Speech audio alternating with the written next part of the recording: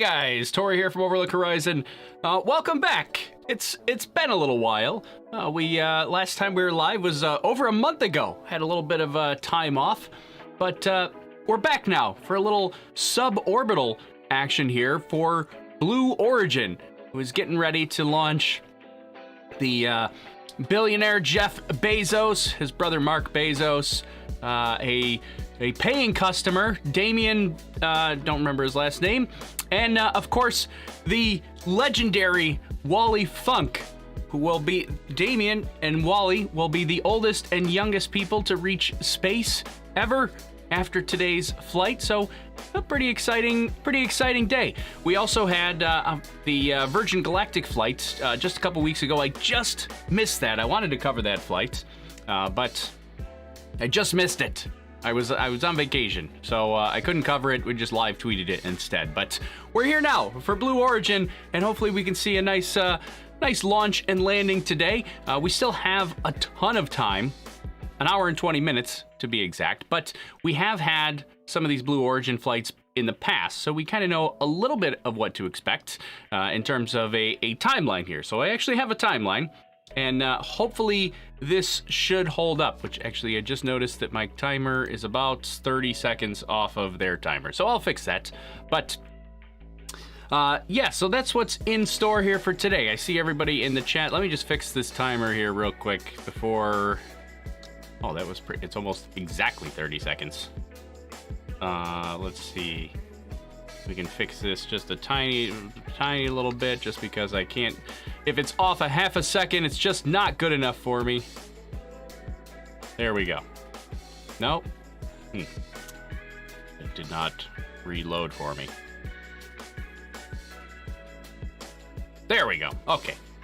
So there we go. We're good to go. Now that we got the timer situation figured, I just wanted to match up my timer with their timer so that as we and switch around between screens and things like that, we'll be good to go and we can keep on track. We won't see the astronauts, the soon-to-be astronauts, go to the. Do we call them astronauts now?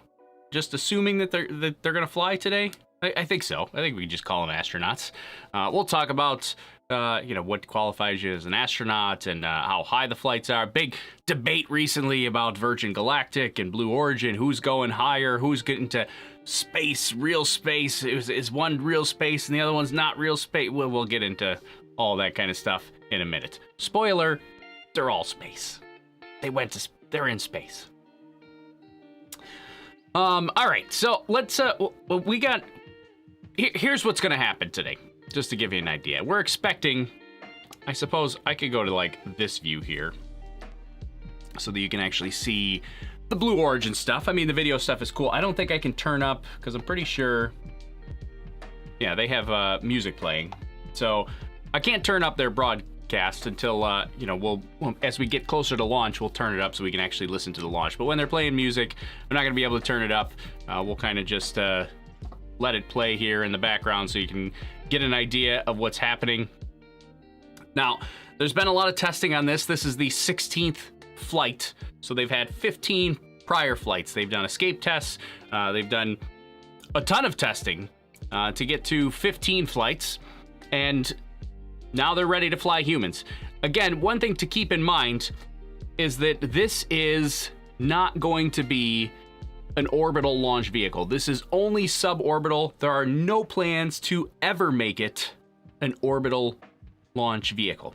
So the only purpose of this really is mostly space tourism, but also a little bit of science. They do put science payloads on here, so it's not a completely unscientific mission. I don't know if they have any science payloads today. I haven't heard of any today, but on all their previous tests, they generally would have some sort of NASA scientific payload. Sometimes they ran their own scientific payloads, but which they were trying to use to improve their Blue Moon lunar lander, which didn't get a contract, but I don't know who might get a contract, maybe, depending on with the dispute going on. But yeah, they're still pushing ahead, like they want to be part of the lunar landing mission. So yeah, that's what this vehicle does. It will launch, it'll separate. The capsule is going to kind of float in 0G for about 3 to 4 minutes.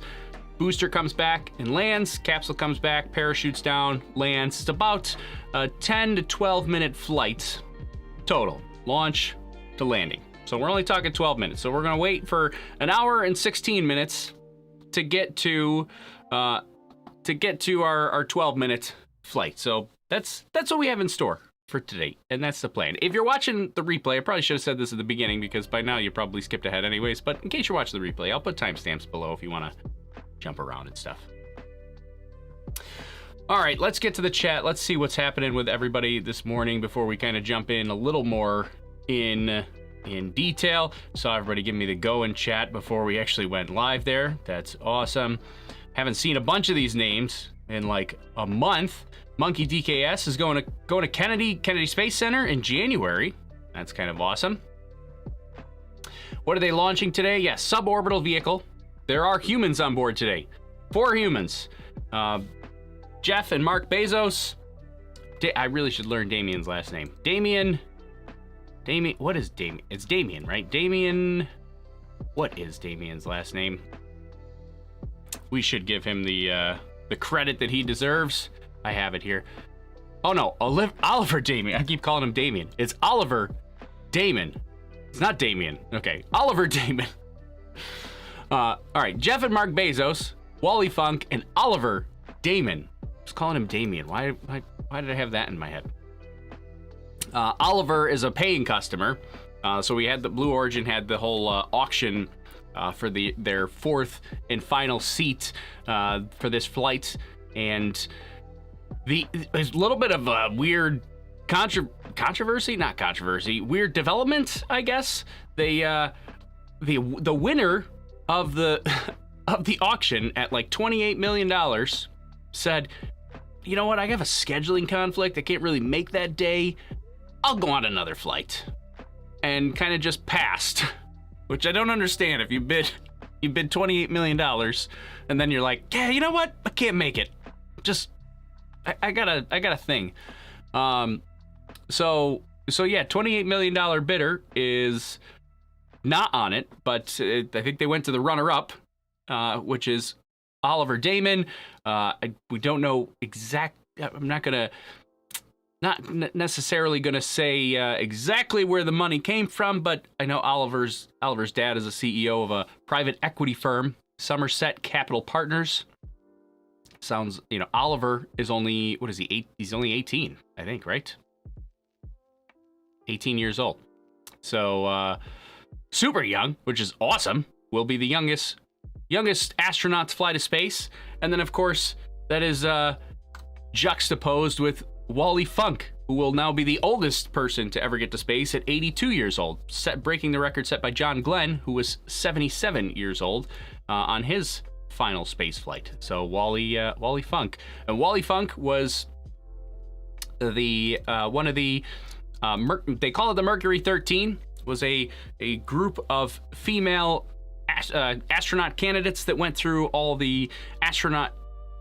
bunch of astronaut testing. They were trying to get females into the astronaut program, or there was a push to get females into the astronaut program. It turns out that there was a big push to not get females into the astronaut program way back in the 60s, the Mercury Gemini Apollo era, but they went through a lot of it. Turned out they were pretty darn qualified.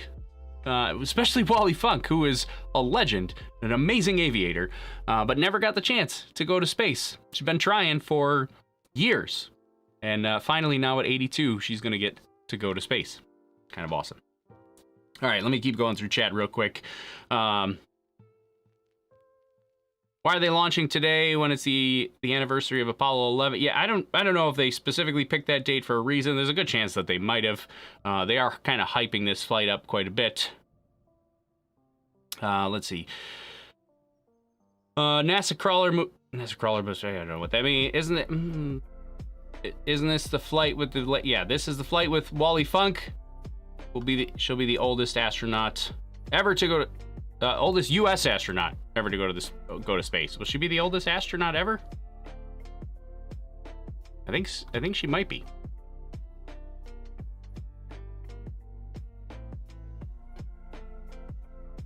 Yeah, oldest person ever to fly to space. breaking John Glenn's record. He was 77 when he went to space in 1998. Our moderator, Time Waster, says, is everybody excited for cheap access to space? Get your $500,000 ready. Piece of cake, easy. Yeah, that's one of the I guess downsides, controversies. Oh, we got some sound. I hear it.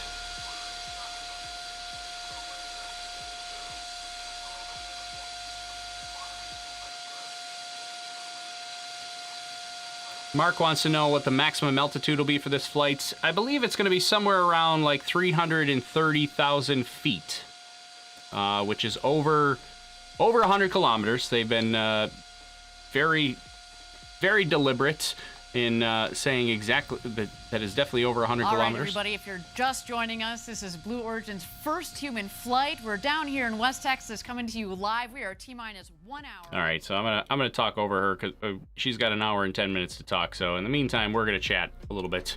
But yeah, maximum altitude be somewhere around like 330,000 feet, which is about 100 kilometers, just over 100 kilometers. They've been very deliberate to say that they are going to 100 kilometers because Virgin Galactic did not go to 100 kilometers. And we should get into that topic a little bit. Look at that view. That's kind of the view that you'll get from inside the capsule. I do like the Blue Origin capsule, especially those huge, gigantic windows. They're pretty awesome. Okay, let me go back to chat, and then I'm going to go to... and then I'm going to answer the question about how far is space. I feel like I should make a separate video. Now that I'm back on vacation, I might make a separate video on this, but we'll give you a little preview today. The richest, the oldest, and the youngest. True. Excited for Wally. She's been waiting a long time for this opportunity. Absolutely. She's a legend. I'm so excited for Wally Funk to go to space.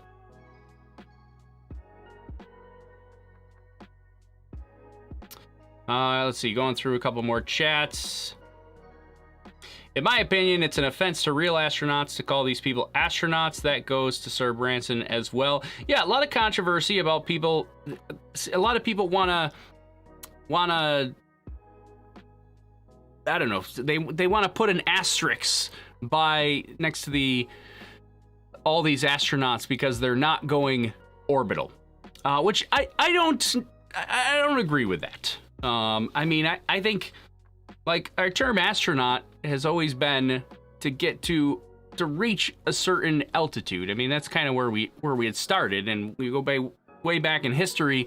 I mean, we had qualified people as astronauts that were doing suborbital Mercury flights. I mean, those are the people that were pushing the limits, going higher than anyone has before. These are people that are flying on a vehicle that is going beyond the limits of aerodynamic forces.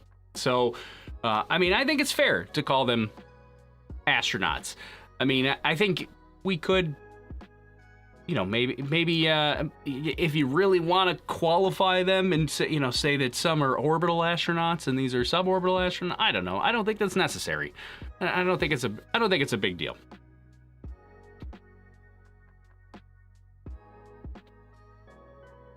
Now you got it with Oliver. Yes, sorry. I was stuck on Daemen for some reason. Oliver Daemen. Let's see. Disrespecting. I don't care how many times you say it. They're not astronauts. Yeah, a lot of people don't like the term astronauts. But I mean, that's the definition. That's what they are.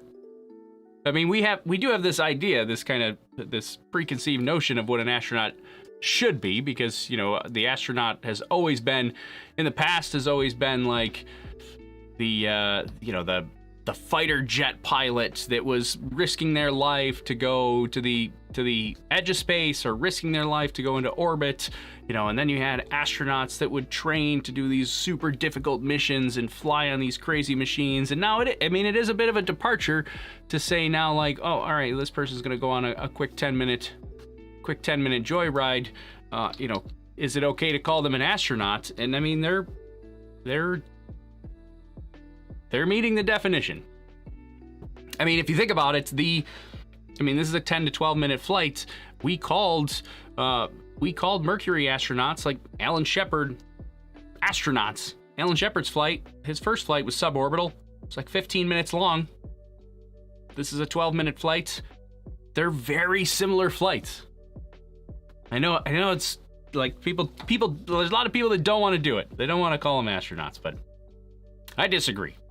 How long are they up there for? Just for the day? Not even for the day. It's a 12-minute flight. They get 3 to 4 minutes of weightlessness.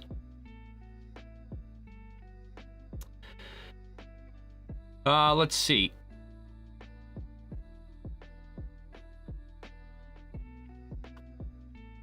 Technically, they might be called astronauts, but I prefer orbital space tourists. Yeah, I mean, I'm sure, like, as we start to get more people in space, there is going to be a, I don't know, there's probably going to be a culture change in the term astronaut. I don't know, we'll see. But I think it's fine. I think it's fine to call them astronaut. Where exactly is space? That's a good question. So since we're talking about the controversy, we should get into that as well. Where is space? Because we had Virgin Galactic, which went to, what was the Virgin Galactic? The Virgin Galactic maximum altitude was, let's see. It was only like 282,000 feet, which is about 86 kilometers. And Blue Origin was quick to point out that, well, we are going to 100 kilometers, which is officially space because it's above the Kármán line. And I don't think that's a great thing. It's not a super amazing thing to point out because there's no boundary of space, like exactly where it starts. So like as you go up in the atmosphere gets thinner and thinner. And space is really, like, the definition of space really is the point at which, so in order to fly an airplane, you got to have a surface that generates aerodynamic lift. As the atmosphere gets thinner, you have to fly faster to continue getting aerodynamic lift from that thin atmosphere. So you have to start flying faster and faster and faster. That's why these planes that are in the like super high altitude planes, they're screaming. Or you have to have like enormous wings. But generally you're flying faster to generate that lift. At some point, you get high enough where you have to fly so fast to generate aerodynamic lift that now you're in orbital speed. So that's kind of where you're defining what space is at what point that is. And it turns out the calculation for that, which Kármán, which is who the Kármán line is named after, Kármán did that calculation, and that the calculation is actually somewhere around like 83, I think it's like 83.4 kilometers, somewhere in that region. Now, where did the 100 kilometers come from? The 100 kilometers that we always refer to as the Kármán line is a rounded number. Like, if I'm not sure if anybody's ever noticed, but it's kind of weird that the Kármán line, it was very convenient of Earth to form with the boundary of space being exactly at 100 kilometers. That's not a coincidence. We just rounded it. There's in the U.S., we round, because we use imperial measurements, which the rest of the world hates. We rounded it to 50 miles, which what is that? That's like 80. It's about 83 kilometers. 53 miles is 80 kilometers. That's what it. 80 kilometers. Kármán basically calculated that the actual boundary of space, I think it's 83.4 kilometers is what he says is the calculated amount, but it kind of varies because our atmosphere is not like perfectly symmetrical, and so the 100 kilometers is there's a lot of people call it like the international standard. There isn't an international standard. That 100 kilometers comes from the I forget what it's called, the FAI, the International Air what do they call it? The FAI, the Fédération Aéronautique Internationale. They're a record-keeping organization. They're an independent organization. They went, hey, you know what? We're gonna round this. We're gonna call it 100 kilometers. That's space. But there's no like international treaty on where space starts. The 100 kilometers is just a rounded number created by the FAI, which is a record-keeping organization. And that's where the 100 kilometers came from. It's not, 100 kilometers is not a calculated start of space. It's a rounded approximation based on Kármán's work and the calculation of where you would actually have to reach orbital speeds in order to stay aloft. But the actual calculation that Kármán came up with is more like 83.4 kilometers. So in the U.S., the U.S. military, NASA, they consider somebody to be an astronaut if they fly over 50 miles, which is 80 kilometers. Just slightly below Kármán's calculation. In other parts of the world, particularly with the FAI, which is what keeps track of kind of international records, the FAI considers somebody an astronaut if they fly over 100 kilometers.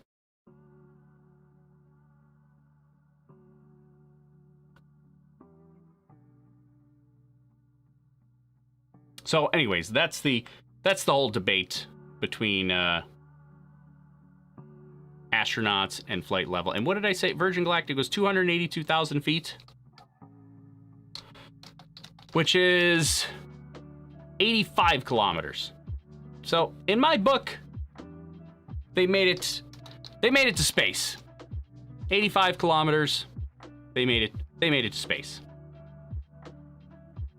Raphael says 62 miles as per NASA. Yeah, so it used to be for NASA. NASA used to be 62 miles, which is 100 kilometers. 62 miles, 100 kilometers. So that used to be kind of what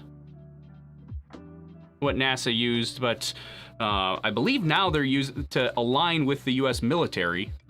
They've switched to using the, or maybe it was the opposite. Maybe they started. No, but I think they had switched. Let me see, what are they using now?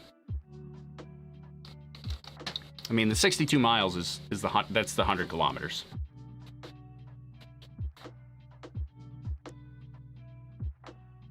Hey, Marcus House, what's happening, man? It's been a while. We got everybody here. I see Marcus, I see TJ from I Need More Space. What's up, guys? How are you?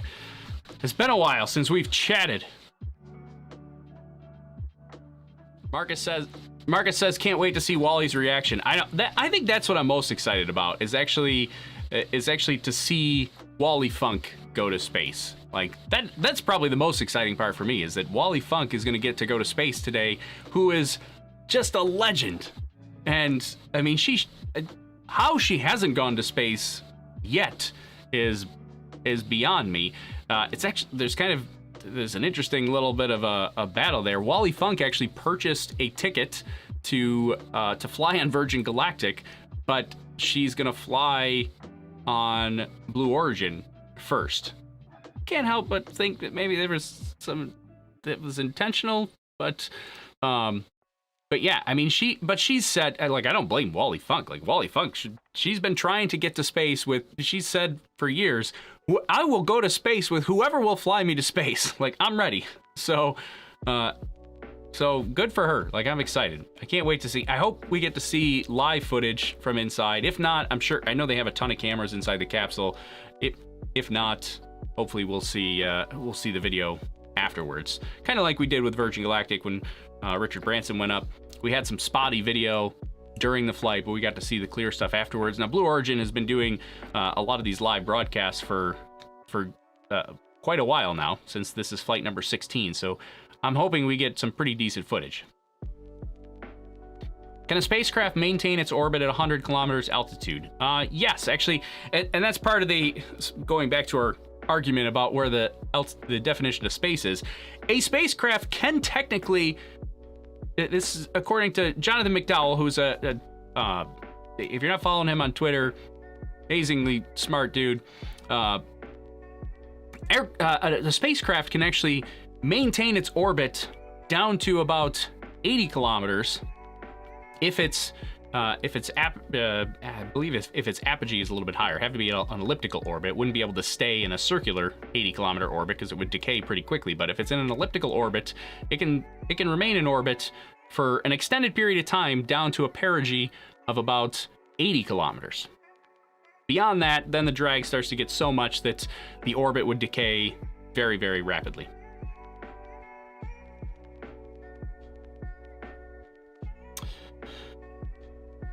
Let's see. Is there a launch escape system? Asked John. Yes, there is a launch escape system. The capsule can pull away from the booster if it needs to, and they can parachute back down early if they have to. Hopefully, we don't have to worry about any of that today. I mean, all their flights have been very good. In fact, some people were. There's a lot of people that have been like, "Wow, they haven't tested this enough." But there's a lot of people that are like, "How much are they gonna test this thing? Like, let's put some people in it already." I mean, it is the 16th flight, so it was like, you know, what more can they? I don't know. In my opinion, obviously, I'm not behind the scenes. I don't know what they're doing, but I was watching these Blue Origin flights, and I'm like, all right, that was cool. That was cool. All right, that was cool, but it's the same as the last two. That was cool, same as the last three. Like, it just kind of seemed like they were doing the same thing over and over again, and it looked rock solid. So I was like, all right, let's get some people on board. But obviously, I'm not the one risking my life, so I'm excited to see some people fly. Wally should be able to fly on any and every spacecraft that she wants, says Heather Smith. Right? Absolutely. She should fly. I'm surprised it's taken this long. We got some audio from the pad. So at this point, the astronauts should be getting ready. I know you guys are it's gonna drive some people in the chat crazy that I keep calling them astronauts, but I believe that they're astronauts. Don't at me in the chat. Or actually, go ahead, at me, I don't care.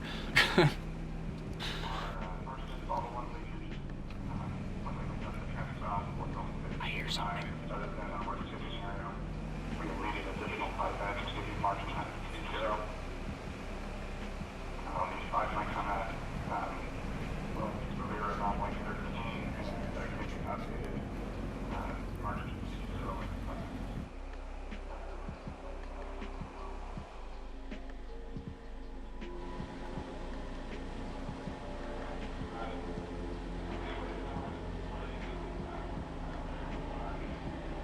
Just kind of listening to the sounds at this point.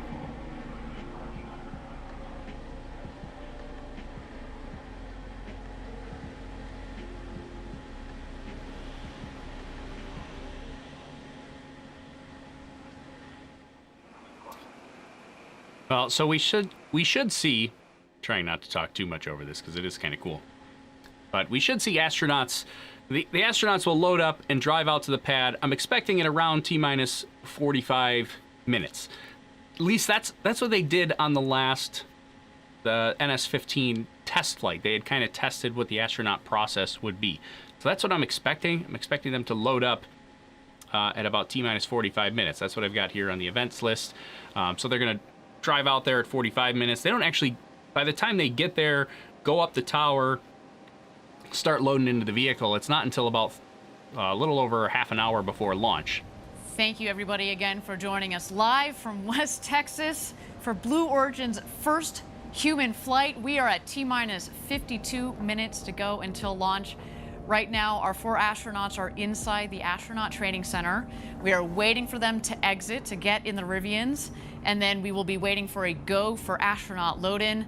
I can already hear the helicopter above that's going to be following them on their way out. Now, that astronaut training center, what we have in that training center is basically it's a classroom, but I'd say the centerpiece of it is a beautiful crew capsule simulator. And it's a really cool simulator. Some of you may have seen in the past, we've had a mock-up that we've been able to take to various events. But the simulator that's in the astronaut training center is kind of a step above, a step beyond, because in it we are able to simulate the sounds, the vibrations, the full crew screen and alert system that we have for every single seat. And so during the training, you spend a lot of time, of course, understanding, with crew member 7, understanding the general New Shepard system, all of the procedures, ingress, egress, and getting to know the Blue Origin team. But you do spend a lot of time in that crew capsule. And as mentioned, we go through these simulations of the flights. All right, I'm going to turn. And of all sorts of different scenarios so that our astronauts feel comfortable, as we said, so they can sit back and kind of enjoy the ride. All right, I'm going to turn this down. I'm going to turn it down just a bit because I saw TJ from I Need More Space commented. So if you don't know TJ, you should go subscribe to his channel because he makes some awesome space videos. And he's an awesome dude. Marcus House as well, but I saw TJ's comment and I wanted to mention that. Well, I see Marcus just commented too. I hadn't read his yet. But TJ had mentioned, he said, I'm with you regarding the astronaut. We'll see an evolution in naming schemes as we go forward, but the difference I'll work towards saying is astronaut and professional astronaut. I actually like that. I like that a lot. It's kind of like, I kind of equate it to like pilots, right? So, I mean, you know, we have the ability to get a private pilot's license, and they can fly, you know, they can fly aircraft just as well. They're not necessarily professional pilots, right? So that are flying, you know, big, huge aircraft, and they're flying multiple times a day. And you could easily see like somebody that's a private pilot being like, well, I'm a real pilot because I fly 14 times a day or however many times a day they do it. And I fly every single day and I fly professionally and I get paid for it. You guys are just amateurs, which maybe they are, but I think I mentioned earlier, I think you will see maybe like a culture shift, and I kind of like that. The astronaut and professional astronaut. I mean, that's kind of, we have that for a million different professions around here. It just happens to be that astronauts to date have only been professional astronauts, because that's the best we could get. But you know, now we're starting to see average people or everyday people or closer to everyday people. I mean, I know there's a billionaire on board, but yeah, I think we probably will see a little bit of an evolution or a culture change into how we talk about astronauts. But I like that, astronaut and professional astronaut. I could get on board with that. Doesn't control her excitement. I'm, as I said, fully expecting her to do full. Let's see. Marcus said it's a dumb argument. I agree. Do they get to orbit? No. Space? Absolutely. Right? If arguing anything, it should be they don't get a comparable horizontal velocity. At least that makes sense. Right? Yeah, I mean, that's the only difference. I mean, I've heard people say that because they don't make it to orbit, they're not astronauts, and like that makes no sense to me. Like at some point, you could go straight up and go past the International Space Station, but just have no horizontal velocity. You're going to come back down. You're still going to be suborbital. I don't know why you would do that, but you're still going to be suborbital. But you're not going to call them an astronaut, even though they went higher than the International Space Station, or you know, at some point you got to draw a line, and we say we've already done that. Hey, Infographic Tony, thanks for jumping in. Said, hey guys, nice to see you all. Caitlin Dietrich, who is just outside of the training center. Caitlin, what's going on out there? Marcus says he'd love to ride on this. Not for the price, though, right? Yeah, I would love to ride on this as well. I would definitely ride the Blue Origin. I mean, I would ride any of them. Blue Origin, the Virgin Galactic. I would love to ride any of them, and just to see the curvature of the Earth, the black sky with my own eyes. I mean, I've you know, sent up all the weather balloons and things like that, and I've taken video of it, but obviously never seen it with my own eyes. And I feel like that would be a pretty amazing thing to do. Problem is, right now. I don't know if we've officially heard costs from Blue Origin. I think last we had heard it was like 250,000. Some people have thrown out like 500,000 per ticket. This would be US dollars. I don't know what the exact cost is. Does anybody know what the exact cost is? Did they give us an official cost? I mean, I've heard, obviously this one, our paying customer, Oliver Daemen, is probably paying somewhere around, I think he's paying somewhere around like 28 million, because that's what the winner of the Blue Origin auction paid, was 28 million. He's not the winner of the Blue Origin auction. I mentioned earlier, somebody else won the auction, and then they had a scheduling conflict, which blows my mind. They're like, you know what? I'm busy. I gave you 28 million, but I'm kind of busy. Can we just do this another time? But yeah, so obviously that first one is paying a whole lot, but they're, I think that the tickets are going to go for somewhere around, I mean, they're not going to be $30 a ticket. It's, 250,000, 500,000, somewhere in there is what we're estimating.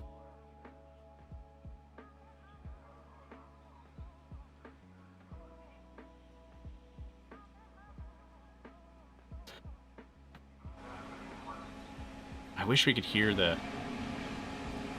I can hear like the countdown nets over the pad speakers there. At least I assume that's the countdown nets, but I can't understand what they're saying.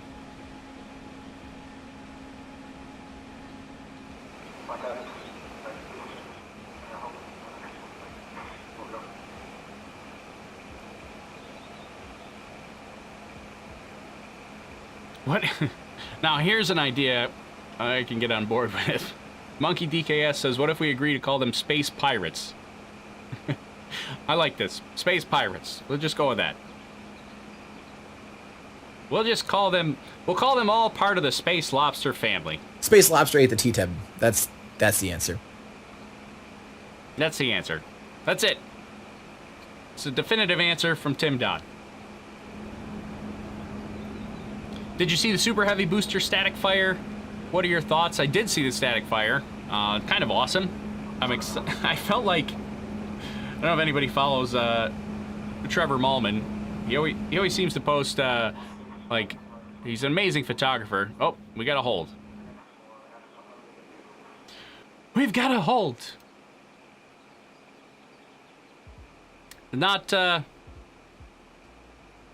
I don't think we have to be too concerned. We've seen lots of holds in the past with Blue Origin. I actually expect this.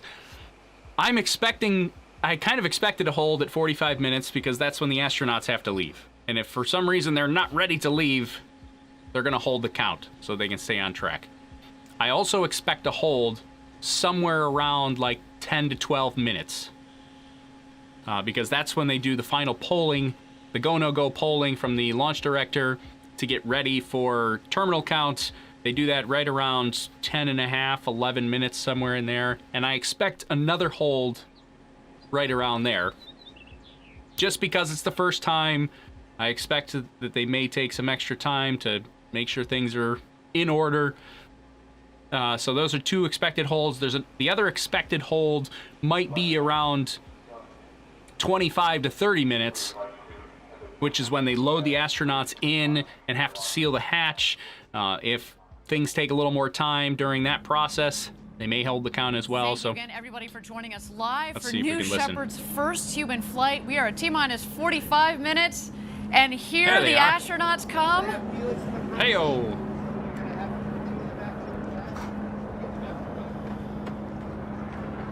I love that Jeff's got to have the cowboy hat anywhere he goes. There you Always with see the cowboy Jeff hat. Bezos in the foreground. Oliver Daemen stepping into the Rivian. Crew member 7, Kevin Sproke, Wally, there sit on with the me. right. As well as Wally Funk. What a moment for her. It's a battle for who gets to sit next to Wally Funk. At the age of 82, she will become the oldest astronaut to have ever flown into space. Oh my god, I love Wally Funk. And there she is, loading into the Rivian. Wally was part of the Mercury 13 program back in the 1960s. The program to train women to go to space that ultimately was canceled. But now it is her moment. Today is an incredible day for her.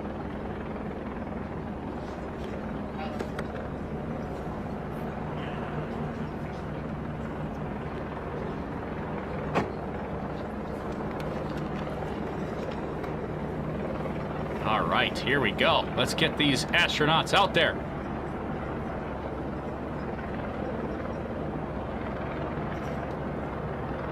I loved hearing Wally just call out to the people around. She's like, you just all right, now we're tell going she's to be excited. waiting for mission control to get a go for astronaut load out to the pad. That's when the Rivian will start heading out towards the pad. They're actually going to pass right behind me here. I'm certainly going to give them a wave. They then will pass mission control, get some last-minute love from our team there, as well as their families, and then they will head down the road to space to the launch pad, and we'll go for load-in. There they go, everybody. Away they go.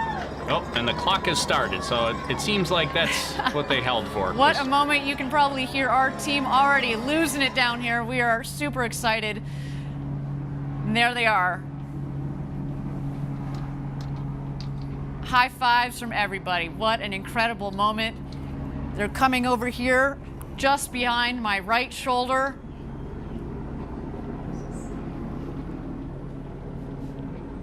A moment we've been waiting for here at Blue Origin. So much hard work has led to this moment. So that puts our launch now. How exciting. Wally Funk. Our launch now should be at about 9:04 a.m. Eastern Time, which would be 8:04. There they go. 80 See you guys? Oh my gosh, they are in for the flight. 8:04 Central Time, which is where the launch actually is. But if you're looking at my clock that's in the top right-hand corner there, my little timestamp that I put up, that'll be 9:04. So the clock is running. Looks like they held for, maybe just to stay on track for the astronauts getting into the vehicles and heading out to the pad. And like I said, I expect another hold maybe around 25, 30 minutes. I expect another hold around 10 to 12 minutes. Those are kind of the two additional holds that I expect. Those are areas where parts of the count could get delayed, might have timing issues keeping on track, and they'll just hold the counts to make sure that to make sure the rocket doesn't leave without them. 2-mile road there. We've got a couple of moments. Why don't we meet aviation icon Wally Funk? You're in zero gravity for 4 minutes. You come back down. We land gently on the desert surface. We open the hatch and you step outside. What's the first thing you say? I will say, honey, that was the best thing that ever happened to me. I was giving you a hug. Oh, all right. I gotta turn that down because they got some music. Well, that's a bummer. I kind of wanted to listen to that, but we'll keep it around here. We'll talk about Wally Funk a little bit. I saw a couple people say, like, who is Wally Funk? Wally Funk, part of the Mercury 13 program. I think I was talking with Amy Shearer Title a while ago, and I think in her book she outlines that the Mercury 13 was not actually an official program title. The Mercury 13, that was just a title given to them by, I think, just by the press or something, but it doesn't matter. She was part of this program, which we now call the Mercury 13. Whether it was called that back then or not, who cares? That's what we call it now. Mercury 13 program, which was to get female astronauts into the NASA astronaut corps, get them into the Mercury, Gemini, Apollo missions, and there was a lot of pushback back in those days not to have female astronauts. I mean, they had NASA at the time had kind of made it so that you had to be a military aviator in order to be an astronaut. And it turns out we didn't have any female aviators in the military at that point, so they were ruled out, not for valid reasons of like not being able to do it. And Wally Funk is kind of a great example of that because she's an amazing aviator. She's the first female, I want to say FAA inspection agent. What was she? First female air safety investigator for the National Transportation Safety Board. She was the first female FAA inspector. She was a civilian flight instructor. She's got a crazy amount of flight experience. So I mean, she deserves this. She should fly for sure, and I'm excited to see. Like, I just want to see and hear her reaction. On New Shepard one day. Absolutely. Oh, I mean, yes. so Wally, you've waited a while to go to space. A silly question, but are you excited? No, not at all. Of course. Since I got on the airplane and I got to fly the airplane and get here and meet all of you, this is so fantastic. What do you on launch day? What do you think is going to be the most exciting thing? What are you looking forward to the most? Lift off, climb, undo, and be able to move around in the. If there's room, I want to do a lot of stuff because I've done that in other situations. And you were just telling me a second ago you're going to take your camera up there and you've got a postcard that you're going to take a photo with. That is what's going to be on the window when I go up, and then I'm going to take a picture of it with Earth behind me. That's such a beautiful photo of you and the American flag back there in your flight suit, and that's going to be a spectacular photo. So, you know, this is probably, I imagine, your first time down here in West Texas at our launch site. Absolutely. What do you think? No, I used to be in Texas and teach. I think everything's fantastic. I mean, I've been treated so well, and the food is so great. I can't believe it's coming from, I don't know, California. Right. And you're lucky to be here with all these friends and the people and see what's going on. Absolutely. Well, so, Wally, as I said, you've been an inspiration to me. What would you say to the next generation of young people that are out there that want to go to space? Well, I've talked to young people all my life. How many of you girls and boys want to fly? Well, not many raise their hands. I said, well, I tell you what, get your parents to take you out and give you a flight. Right. That's what my parents did at 7 years old. And if you like it, you'll continue on. And if you don't, you might continue on because something's going to be in your heart that's going to want you to do that. I cannot wait to see you go to space. Thank you for being with us. It's a pleasure to have you. Thank you. Thank you, honey. This is so exciting to see Wally get up there. So it looks like the astronauts have made it to the pad. They went out, they did their little photo op. Let's see, let's get to, what view do I want to do? Maybe this view. So they've done their photo op. They kind of go around to the other side of the vehicle, take a nice picture of the group with the rocket in the background, and now they are ascending the tower with Wally Funk leading the pack. So it looks like it's Wally, Jeff, Mark, and then Oliver. So Wally Funk leading the pack up the tower to the safety room, which they call it, which is kind of like the white room. I just call it the white room. That's what I put in my event list up there. But they'll reach the white room there, and then they will get the go for ingress. They will head across the crew access arm and start loading into the vehicle. Mission Control. What's going on outside Mission Control, Caitlin? Hey guys, Caitlin here. I'm with Jarrett Jones, the head of our New Glenn program here. Jarrett, how are you feeling today watching the launch here from Mission Control? Excited, awesome, this is amazing. It's just incredible. You could only dream about this day. And you know what, Caitlin? It's not lost on me and probably many of the viewers that today is like July the 20th, the day Neil Armstrong, who also graduated from my alma mater, Boiler Up, stepped on the moon and made history. And we're doing it at New Shepard and Blue Origin, doing our first human launch, and it's just amazing. And the reason I'm excited but also focused is that there's quite a bit of technology transfer from New Shepard to New Glenn. Everything from the BE-3 engine with the LOX and the hydrogen all the way down to our landing gear. I mean, this is an exciting day for us, and I'm just excited. I don't want to take the spotlight away. It's about New Shepard. And I'm just very proud of this team and then Blue Origin as a whole. I mean, just amazing day, Caitlin. All right, so I'm going to turn them down just for a minute, but he had mentioned the New Glenn rockets. That's their other rocket that they're working on. That will be an orbital class rocket. This is not an orbital rocket. There are a lot of people are like, why haven't they gone orbital yet? This will never go orbital. This is New Shepard. It's designed to be suborbital. New Glenn, much bigger rocket, will be an orbital rocket. I saw somebody mention they don't have an elevator for this. No elevator. You got to climb it. It's only like, it's like 4 levels or something like that, but maybe like double the amount of stairs because it looks like there's a little, landing in between each level. So, maybe 8 flights of stairs. I don't even know if you'd call them a flight. It's about 4 levels. So I think it's like 5 flights of stairs maybe. So it's not too bad. Let's see. So it looks like they're reaching the safety room, but I don't know if they've actually gone across the access arm yet, so I may have to edit my timeline there, but we'll check that here in just a minute. Saw a couple of super chats come through. Thank you very much to Are We There Yet? We're not there yet, but thank you for the super sticker there. Are we there yet? Thanks for your support. Appreciate that. And David Hodges, thanks for the sent over a banana. I don't know what that means. Banana for scale? It must be the banana for scale. Everybody talking about that the rocket was, at least the rocket's not that big. So they're climbing the stairs, but yeah. So there's David gave us a banana for scale, so we can now we have accurate scale.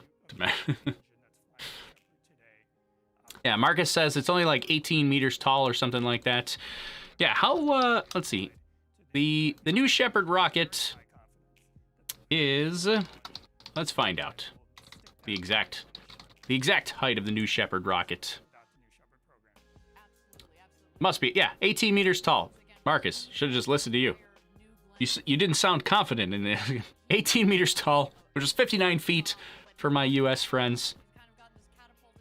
So it's about, that would be like 6 stories.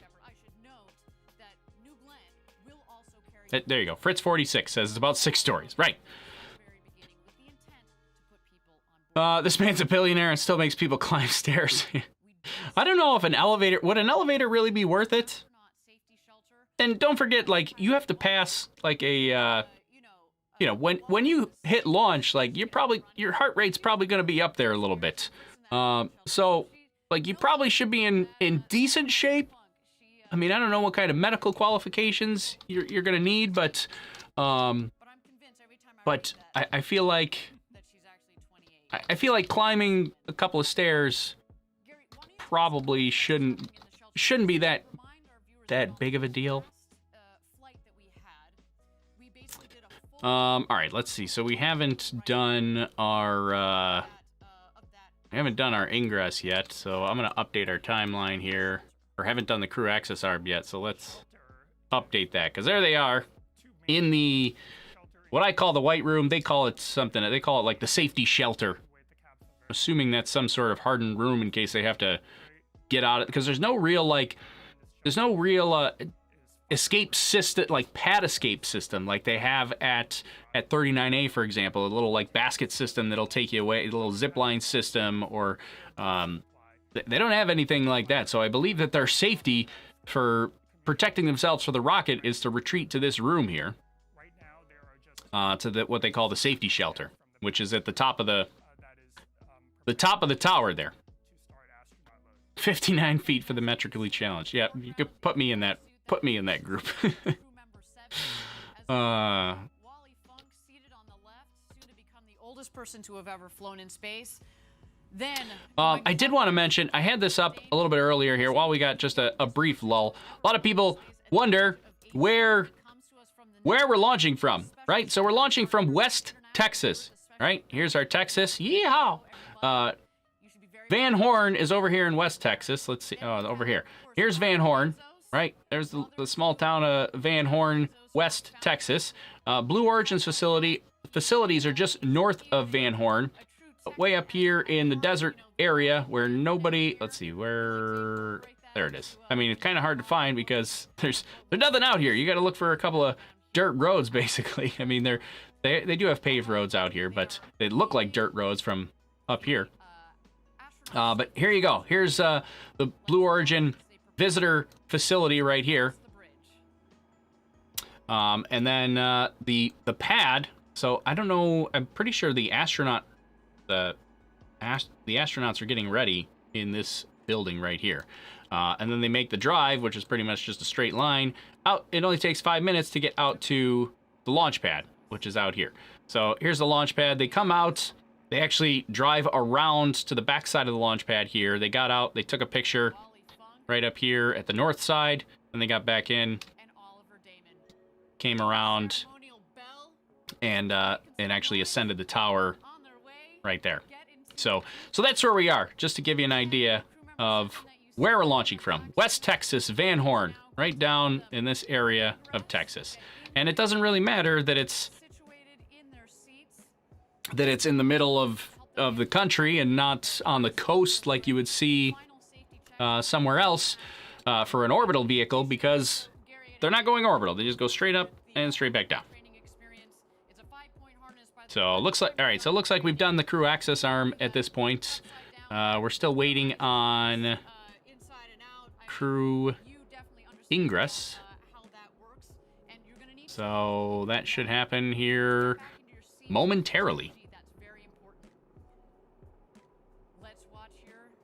They cross the gantry, taking some final photos. Oh, looks like maybe we're getting the first. Photographer there, Felix Coons. First one loading in. A brilliant photographer. Just about to. Taking those beautiful Is that Jeff? shots Mark? of the crew that we there he saw goes. Earlier. First. And there they go. I think that's Mark. Gary, do you want to talk about the hosing and the piping that you see going into the hatch? So that is just that a looks like cabin Wally. Environmental control system. While it's on the pad, before we seal the hatch, we want to make sure the air is fresh and air conditioned in there. That hose will be removed, obviously, during hatch closure. And so what they're doing now is just one by one entering the cabin and getting fastened, and then they will go through a series of comm checks with Capcom. Fantastic. There's Wally Funk in seat number 3 there. Oliver getting situated in seat number 1. I'm starting to shake a little bit. Not only, again, have we practiced this, and not only on the last flight did we have a full astronaut rehearsal like this, but it's different. We've done, again, 15 consecutive missions to get to this point. But it's so much different when you put people on board. But again, so much testing, so much design, so much thought, and incredibly well-trained Blue Origin team that's supporting these astronauts, our first crew on New Shepard. Just wonderful. We are ready for I'm getting excited all of a sudden. Now they're in. We are standing by here for Capcom to welcome our crew into the capsule. Let's stand by for some audio there. There's our mission control.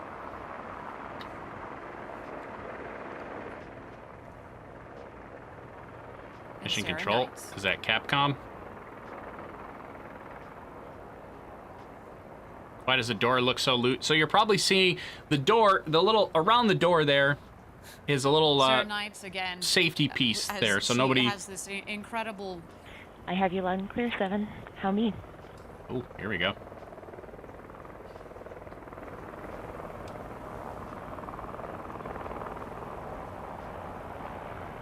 We can't hear the crew. We heard Capcom. Here comes 7. Kevin will help you out. Here it comes, Wally. Oh. I can see it's jammed in there. Don't keep pulling on it. Don't come get it. Oh, okay. Don't keep pulling on it. So again, we've got Capcom Sarah Knight. She's one of our crew member 7 on the left. So our 4 astronauts are loaded in. A lot of people talking about the door. The door just has like a seal around, a safety, a protective seal. It's not really a seal, a protective, what do I want to call it? Like buffer around it. That's not the word I want to use, but a protective piece so that you don't hurt yourself, hit your head on the edge, cut your suit. I mean, not that they're like under pressurized suits there, but it's just a protective seal. You don't want to damage the vehicle as you're climbing in and out of that. Small entryway there. So that yellow piece is just a protective piece, but the door and the vehicle itself are pretty solid. as you saw. O-ring. There you go, Mac. Hey, Mac. Thanks, Mac. Protective O-ring. Thank you. It's not really. It's not much of an O. It's kind of a rounded rectangle, but you get the idea. In terms of pushing the buttons to make things happen, in addition to the pad crew. There you see, we've got crew member 7 that is making sure Wally's harnesses are all tight and snug there. No, to your point about crew, Gary, I mean, we talk about designing. We're getting ready for it. What are we getting ready for, Jim? American astronauts on American rockets from American soil. There we go. I had to get Jim Bridenstine in there. Just for our moderator time waster. He hates when I play that. But, I mean, it's true. We've got American astronauts on American rockets from American soil. I mean, here we go. We get, I mean, 3 of the 4 are American. I believe Oliver is from the Netherlands, I think. But the other 3 are going to be U.S. astronauts. There we go. Protective collar, protective door guard. I like all those terms better. Thank you all for fixing my brain freeze there. List of engineers that are there just in case there's an anomaly that needs investigation. But you can actually see it through those back windows. It's not a pressure seal, the one that we're talking about, because they actually remove it. It's taken off. As soon as the astronauts get in, they take it off. Is Wally waving out the window? For the most part, that's it. And we architected it that way. Look, we got catch. Did you say catch there Wally? she is. She was waving at you, Gary. Oh, and She is got- that, I looks think like she that's got the postcard. That's the postcard that she promised everybody she was going to be bringing up to space with her. So not only is the crew ready, but we got the props ready. We've got the photo shoot all set up. Are they not even going to wear motorcycle helmets? No, I don't. They're not wearing any helmets. They didn't wear any helmets on the Virgin Galactic flight either. So it doesn't particularly surprise me. I mean, they're trying to make this very attractive for tourists to be able to say, like, yeah, you can just come here with a couple days training, jump on, fly, be good to go. You know, they don't want to have to train them on, I don't know, I guess on wearing a helmet. I mean, I suppose, like, you don't really need much training to wear, like, a motorcycle helmet, but yeah. Window with the no helmets. Obviously, the capsule itself is going to be to the left. environmentally controlled. That is. Do any of them have a GoPro? There are lots of cameras inside. And in fact, to the left of him, a little harder to see off of that. Why aren't they using pressurized suits? I mean, I think the main reason why they're not using pressurized suits is that there is no chance that they would have to experience low pressure for, well, I would say minimal chance. I shouldn't say no chance. There's minimal chance that they would have to experience low pressure for any extended period of time, right? The flight is only 12 minutes total, and you're only in, like, extremely low pressure for a few minutes of that. So you don't, I don't think they really, like, even if... New Shepard, this is Blue Origin Mission Control. Good morning, astronauts, and welcome aboard the RSS First Step. Let's get things started with a comm check.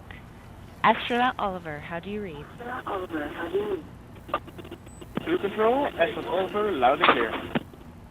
Copy. Astronaut Wally, how do you read me?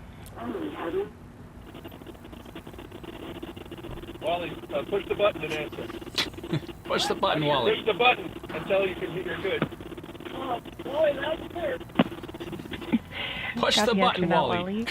Astronaut Demo.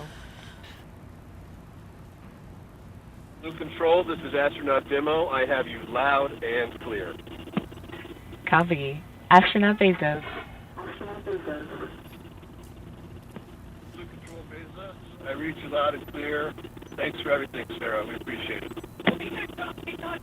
It's my honor and my pleasure. All right, astronauts, we are at T-minus 21 minutes and counting. As we proceed, I'll keep you updated. For now, just sit back and relax. Fantastic. So here's my main concern with these suborbital flights, right? One of them was kind of evident right here, and I don't know how big of a deal that's going to be, but this is kind of the things that go through my head. There's 2 main concerns, but really, I know that the vehicle is fully autonomous, right? They're not being trained on how to fly the vehicle, unlike SpaceX or NASA astronauts or things.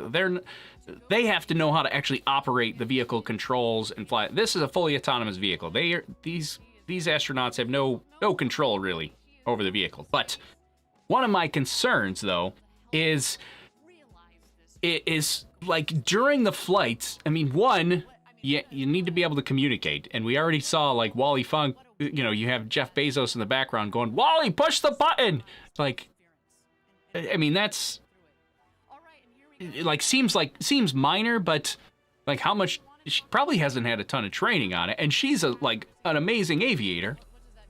Like, did they even train her? Did they even show her where the button is? Did they run through this kind of stuff? If there was an emergency, like, would she be able to communicate with mission control because she doesn't know where the communication button is? I mean, who knows? Maybe it was just maybe she's just excited and she just forgot. But you know, that's possible too. But those are some of my concerns because there's not much of a training process to actually do this. Like, they're kind of just jumping in and they're like, "Here we go." So I think like that's one concern that I have is like is training adequate for what we're doing? And I don't know the answer. The answer might be yes. I'm assuming yes. I would like to give them the benefit of the doubt and assume yes, but some of that concerns me. And along with that kind of training piece, so they're going to be able to go up, unstrap themselves, and then at some point, the astronauts are responsible for strapping themselves back in their own seats. They have to do that on time. They have to overcome their excitement to say like, okay, it's time for me to get back in the seat now. Like, I have to do it. I have to do it safely. I got to restrap myself to prepare for landing. That's not autonomous. They have to do that. So that's another concern with these suborbital flights. Any of the it's not just Blue Origin, Virgin Galactic as well. If on the Virgin Galactic flight, I think Richard Branson actually had trouble with one of his straps. I don't think he strapped his right shoulder in on the way down. And so that's another concern, is getting themselves strapped back in. Can they do it? Will they do it on time? Can they do it quickly? And like, what happens if they're having trouble? Like, there's not a lot of time. It's only a 12-minute flight. They get 3 to 4 minutes of weightlessness. Like, what happens if somebody's having trouble with a strap? Like, is somebody else going to unstrap and try to help them, and then they have to restrap themselves? And like, there's a lot of it sounds simple, but there's a lot of logistics in that like, if you don't get strapped back in, that could be a problem. Like, you could hurt yourself, and like, who's responsible for that at that point? So those are my two concerns, is like somebody being trained enough to be able to communicate and operate even the minimal systems that are on board, and getting themselves buckled back in the seats, because we saw that with Richard Branson on Virgin Galactic. So hopefully not a big issue, but I just want, with orbital space flights, you got lots of time. Like, you can be like, all right, strap yourselves in. Oh, you're not ready? You didn't get yourself strapped in? All right, we'll do the deorbit burn next time around. Deorbitate. But they're with suborbital flight, you're coming back one way or another. So like, you better get strapped in, otherwise I don't know what happens. So Lobster Fest is on. Okay. Let's see. Let's go back to some of the chat. I see a lot of people. I saw Mark says, "Well, this is amazing. This is a really glorified carnival ride." I mean, I would say yes and no to that. So a lot of people like to kind of I don't know, kick this down, to put down the flight a little bit. I mean, is it a glorified carnival ride? Like, maybe, but is it like, it's still an awesome feat of engineering, and like, what are we going for here? Like, the whole idea is to try to get people to space easier, cheaper, faster, like, so that everyday people someday could be able to fly on a Blue Origin flight, right? Like, if Blue Origin or Virgin Galactic, like whatever, pick your favorite suborbital spaceflight company, if one of them had a fleet of, I don't know, 20 of these vehicles, and they were launching 20 flights a day, just back to back to back to back. They just launch one up, come right back down. Launch one up, come right back down. You know, maybe it is a carnival ride that you're paying. First Step Blue Control. On that note, Jeff and Mark, I have a special message from you from your sister Christina. Steve and I are so excited for this monumental launch. Jeff, this is something you've dreamed of your whole life, and your passion for space is infectious. Mark, you're the best champion when it comes to encouraging us in our adventures. As you buckle in, I'm reminded of when Jeff was Captain Kirk, Mark, you were Sulu, and I took the role of Lieutenant Uhura.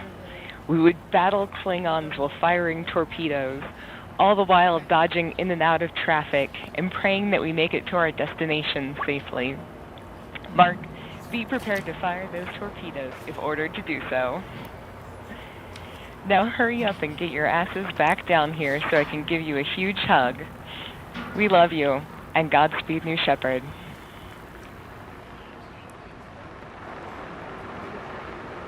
And there it is. Beautiful message from Christina.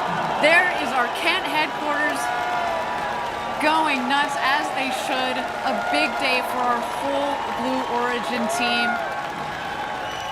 It's early out there on the West Coast, but they wouldn't miss it for the world. Look at them. So amazing. There we go. I also see, going back to what I was just talking about, I see a lot of people say stuff like, normal people, oh, there we go, there's a hold. I told you I expected one around 10 to 12 minutes. This is a little bit earlier than I expected, but we're in a hold now again at 15 minutes. This is not necessarily unexpected. We actually didn't have a hold at around 25 minutes, which I did expect, but we have one at 15. So maybe they just split the difference and said, well, let's just hold it once. So anyways, I see a lot of people say like, yeah, this'll never be cheap enough to be accessible to the everyday person.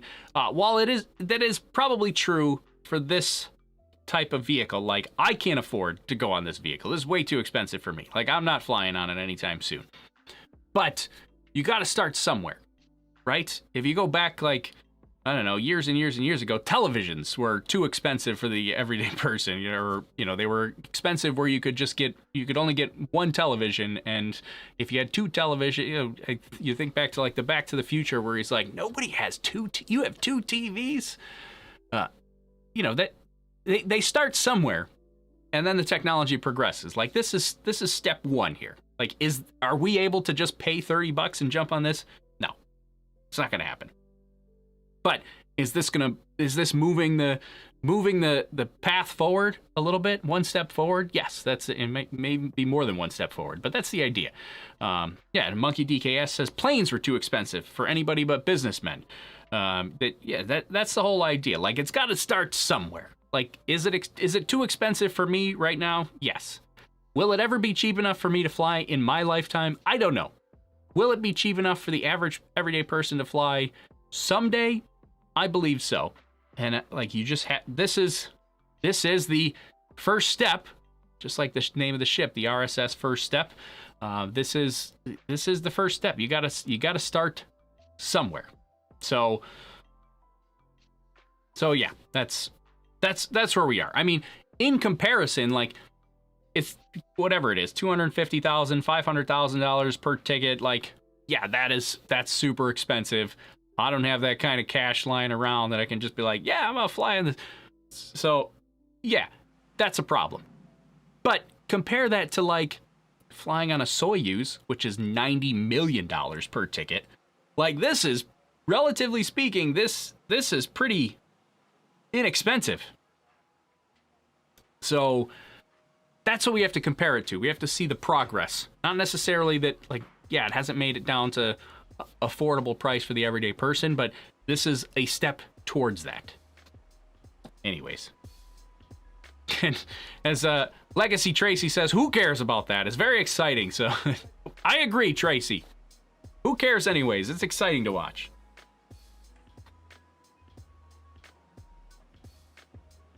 I'm perfectly content watching other people fly on it.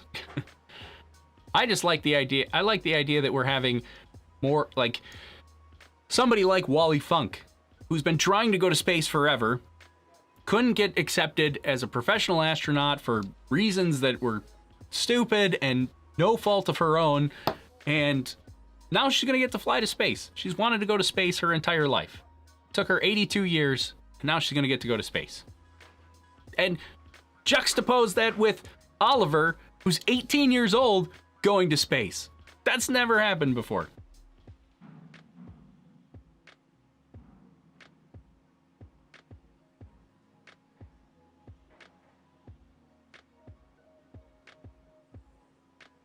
Oh, and Chusakon has a good point too. He says in the not too distant future, you might not even have to pay. It could be part of your job. Yeah, who knows? You might get, maybe an agency like NASA starts pulling in more astronauts to do more research and flying on Blue Origin flights. And then instead of having one flight every 6 months, now we're having one flight a week or one flight a month, or with Blue Origin suborbital flights in between their orbital flights. Who knows? Maybe you start getting other sorts of research that hires private astronauts to fly on board these. I mean, the possibilities start to open up. I think that's the exciting part for me. And again, we're just here in a brief hold, but while we have a moment, let's throw it back to the pad and catch out some of those shots of our astronauts as they get ready for their flight to space and back this morning. What's causing the hold? We don't know exactly what's causing the hold, but I suspect, I had told you at the beginning that I expected a hold at 25 minutes. I expected a hold at 12, somewhere around 12 minutes. Like, I'm expecting those holds just because this is the first time they're flying humans. They haven't announced what the actual reason for the hold is that I know of, but they, I was expecting a hold because it's the first time they're getting in. Like, once you start adding humans into the mix, it increases the complexity, right? Like, these are not automated systems. Like, now you got to make sure that people are strapped in and people can communicate, and you probably got people at mission control that are, really checking their data to make sure that everything is exactly the way that it should be. I think these are just holds to make sure that everybody has enough time to do what they want to do, and that we can launch a safe flight today. So I think this is I would call this more like a just buffer time to just breathing room. That's kind of what I consider this is. This is breathing room to make sure that everything is ready.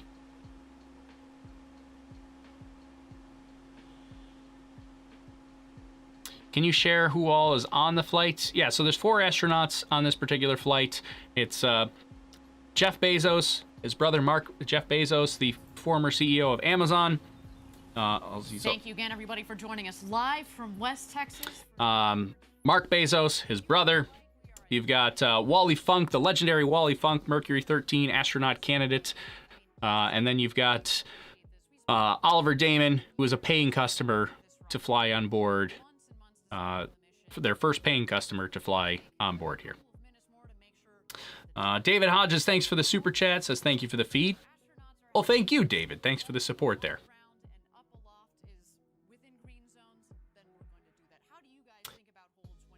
Please stop calling them astronauts. You're better than that. No, I will not stop calling them astronauts. They officially meet the definition of astronauts, and so we will be calling them astronauts. Let's see.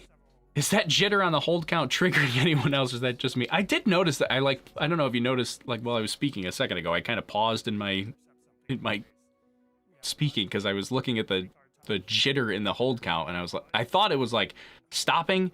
I was like, what is happening?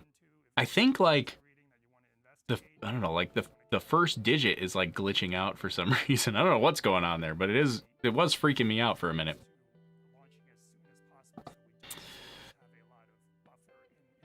Let's see.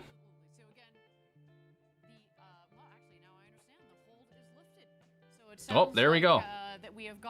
The hold is gone, and we're ready to go. See, the downside of this is every time they hold, like it's really difficult for me to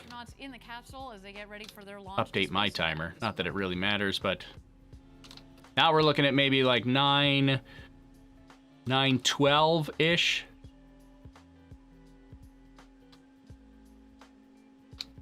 I think there we go. Yeah, 9:12 Eastern time. So here's my events list right there. So basically, at this point, we're expecting a go no go poll to happen right around 10-11 minutes. All right, everybody, we are at T-minus 14 minutes. 10-11 minutes, they will do a go no go poll from the flight director.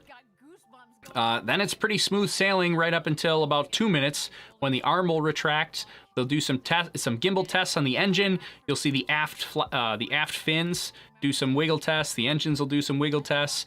They will launch. And one thing to keep in mind is this is a little bit different than like a SpaceX or some other vehicles.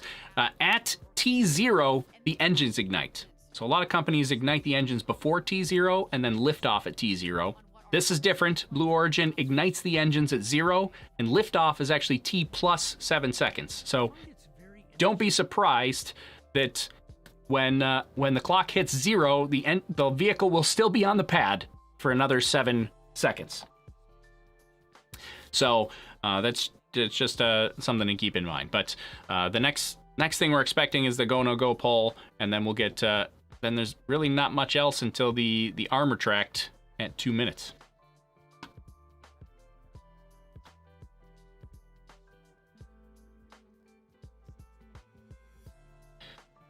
Somebody had asked, while they're doing this, somebody had asked where they're landing. So they do go straight up and straight down for the most part, but not exactly. So here's Van Horn, we'd mentioned, West Texas. Here's Van Horn. Blue Origin is to the north. Right here is the Blue Origin facilities. You've got the launch pad, which is here. The landing pad for at least the booster is further to the north, up here. So there's the landing pad for the booster a little bit further north. And then the capsule, I don't know exactly where the capsule comes down, but it parachutes down like somewhere in this region. I don't really know exactly where, but it's going to be somewhere in the Blue Origin facility region here, because they drive out to it pretty quickly to grab it. So it's going to land somewhere in this area, but yeah, that's the booster landing site is just to the north there. So somebody had asked that question earlier. I wanted to get that. How much is a ticket? I don't know if we have an official number, but we've heard I've heard $250,000. I've heard $500,000. Still expensive, but again, compare that to $90 million to fly on like a Soyuz, or $60 million to fly on SpaceX, the Dragon capsule. So here you go. So that now that up to space over the Kármán line and back home down here to West shows you the idea of what's happening for the flight today. Yeah, just straight up, straight back down. They love to. I'll mention this again. I mentioned it earlier in the broadcast. They love to point out that Kármán line, that 100-kilometer line. While it is significant and it is nice to say that you flew above the Kármán line, I don't think that's the the end-all be-all of making it to space. Virgin Galactic made it to about 86 kilometers, which I also believe is in space as well. We talked about that with the Kármán calculations. The Kármán has calculated that the boundary of space should actually be approximately like 83.4 kilometers, somewhere in that region. And it may be different in different areas of the Earth based on atmospheric density and things like that. But about 83.4, it's just been rounded to 100 kilometers, because that's a nice, easy round number and easy to say, like, yeah, that's where space starts, 100 kilometers. So, hey, Marcus House, thanks for the super chat, man. You didn't have to do that. I appreciate that. Marcus says, appreciate your time, mate. Nice stream as usual. Well, thank you very much. You're the best, Marcus. Marcus is the best, is it? Who agrees with me? Tell me in chat. Marcus is the best. TJ's the best. Marcus and TJ, some of the best. I don't know if TJ's still here, but some of the best Team Space members out there. Super nice guys. Love their content. They're just awesome. But thank you, Marcus. There you go. After that, the capsule will separate, and that's when the fasten. Oh, and Tony too. I forget. Yeah, Tony's in the chat as well. Infographic Tony. He he's a graphics magician as well. I wish I was better at graphic design, but yeah, Tony as well. Infographic Tony. So I didn't mean to leave you out, Tony. All these YouTubers that get all the attention. Sorry, Tony. First, it's more aerodynamic. How far away will the capsule land away from the launch? It's not very far. It's only, I don't even. We don't know exactly where it lands, but here, what's the distance if I go like here? It's about, I don't know, I would say, I'm gonna say right here. I don't know exactly where it lands, but 3 kilometers, a mile and a half, 2 miles, not very far, somewhere in that range.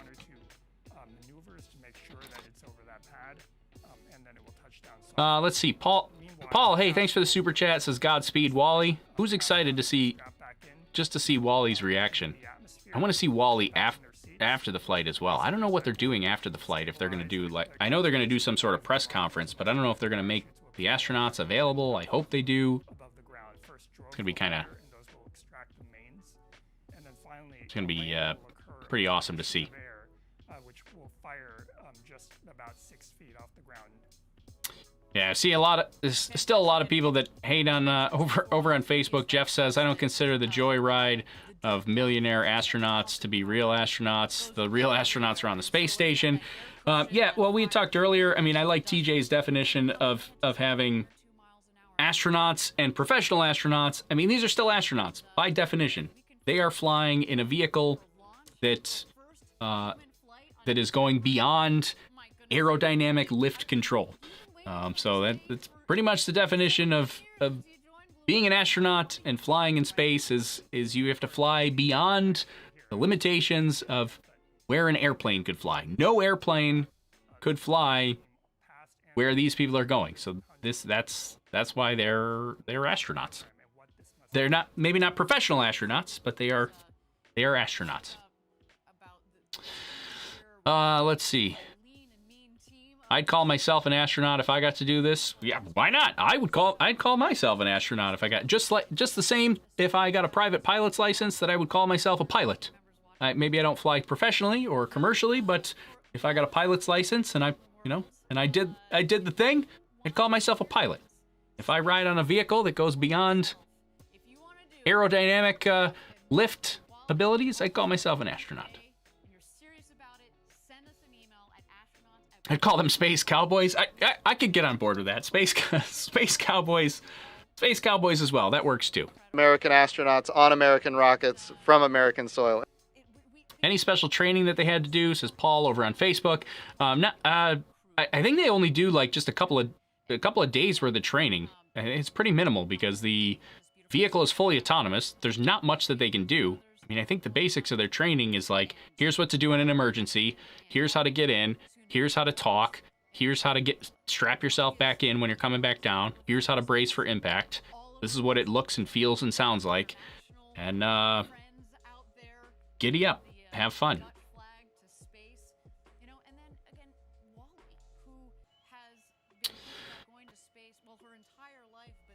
Let's...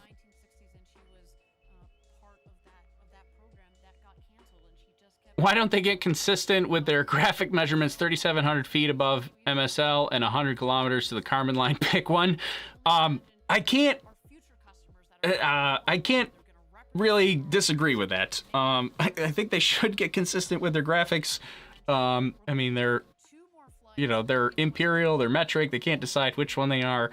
I think the problem is, like, here in the U.S., like, the average person knows nothing about the metric system. So when when they say the 100 kilometer Kármán line, most people are like, I don't know where 100 kilometers is.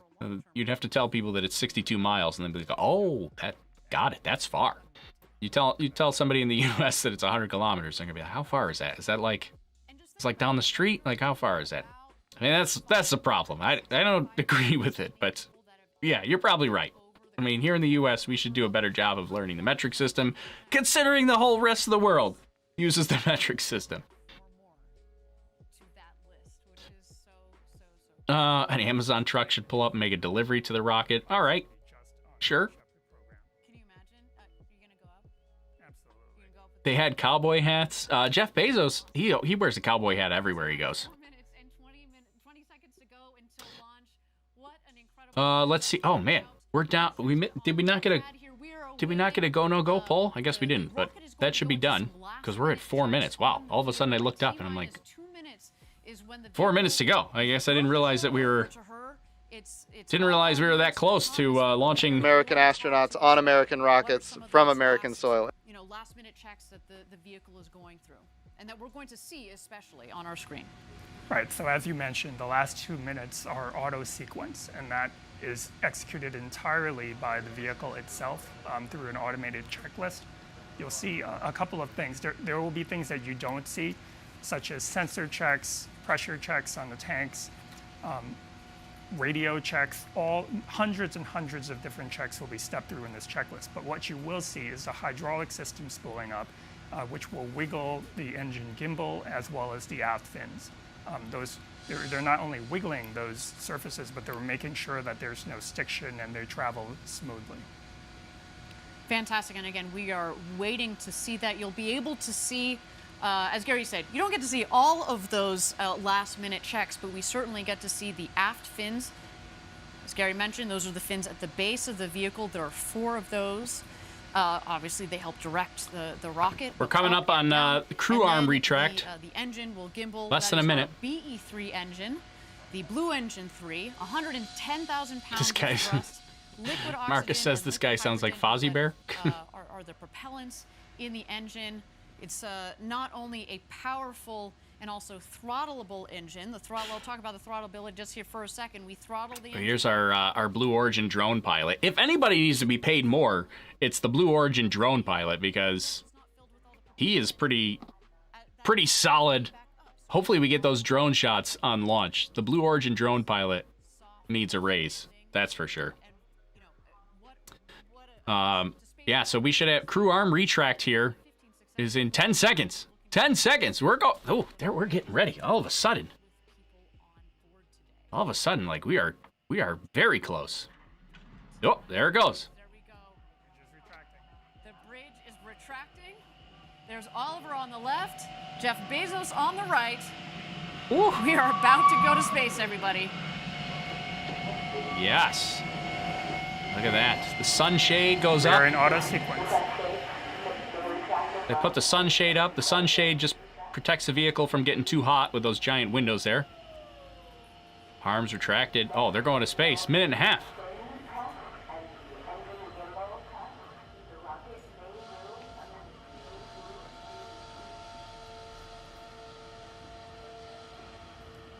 Here we go. Oh, all of a sudden now I'm pumped. Aft fin check, so the fins at the bottom are doing a little bit of a wiggle test there. That engine gimbal, we can't see it. And that engine swings, they should actually be able to feel it in the cabin. They're not giving us a close-up view of the fin check. Oh, maybe we'll see it here now. Or they might be done with it now. But we'll get the engine check. Watch the engine at the bottom. There it goes. Gimbal check on the engine. Gimbal check just peeking out at the base of the rocket.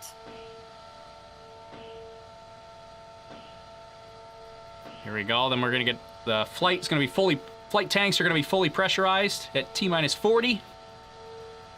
All right, here we go, everybody. Thousands of people contributed years to this historic moment. Ladies and gentlemen, it's time for Blue Origin's first human flight. Godspeed, first crew of New Shepard. Let's light this candle. Again, don't forget, ignition is at 0. Liftoff is actually T plus 7 seconds. Not right at 0. So don't be surprised at that. Guidance going internal. Guidance internal. Let's do it. T-minus 10, 9, 8. Go, Wally, 7, go. 6, 5, 4. Command engine start. 2, 1. Ignition.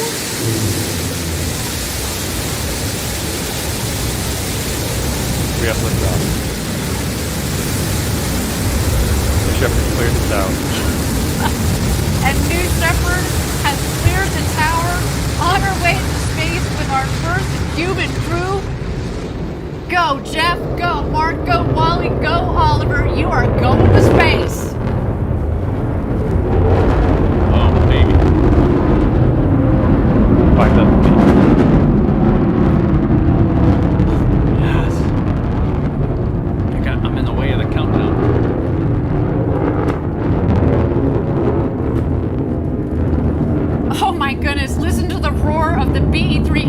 are just about to pass through max Q, maximum dynamic pressure. That was when the stresses on the vehicle are at their maximum. Max Q. Max Q is confirmed. Beautiful burn on that BE3 engine. Liquid hydrogen. Mach 1. And liquid oxygen as the propellant. It's a nice, not just clean in terms of beautifully performing, but what comes out of it, it's steam, right? Whew. To see the glow of the engine underneath the rocket, just under our shoulders, and to know that we've got a crew that is going to space, it just feels different, doesn't it, Gary? It is totally different.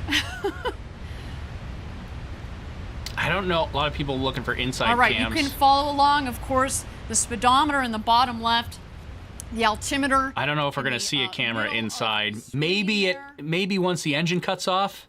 I hope. So far appears to be a nominal flight.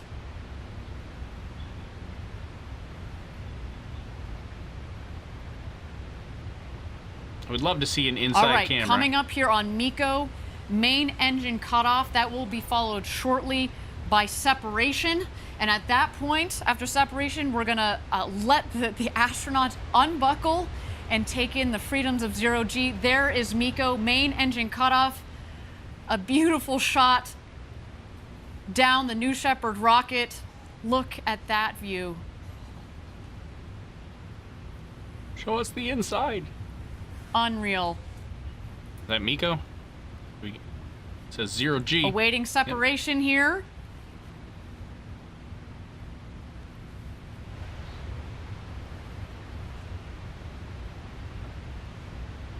Yeah, Marcus says, I wish they'd give us more cams. Yeah, having a camera on board would be, showing the onboard here one we are. instead You of this can fuzzy one would be start kind of to nice. see. I'd love to see something on board. Stand by. You're going to see the separation of the capsule from the booster itself. Like, show us the separation from onboard. I want to see separation onboard, not this fuzzy pixelated thing that I can't really tell what that is. I mean, I know what it is, but I like they added the Kármán line to their graphic. Oh, wow. We just can't do it. So you have to look out the window. Oh, we need kids done. Oh, wow. We got audio from inside the capsule. Show us inside. Mark, don't forget to get upside down.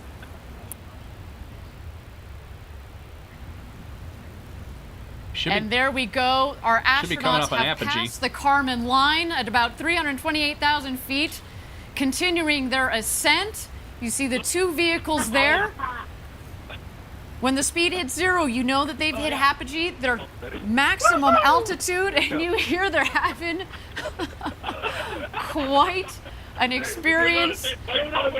All my instincts are fun. Okay, I'm gonna start back. Okay. I'm here to Yep. Got it this time. So we're past apogee. They're coming back down. Who wants a Skittle? Oh, yeah.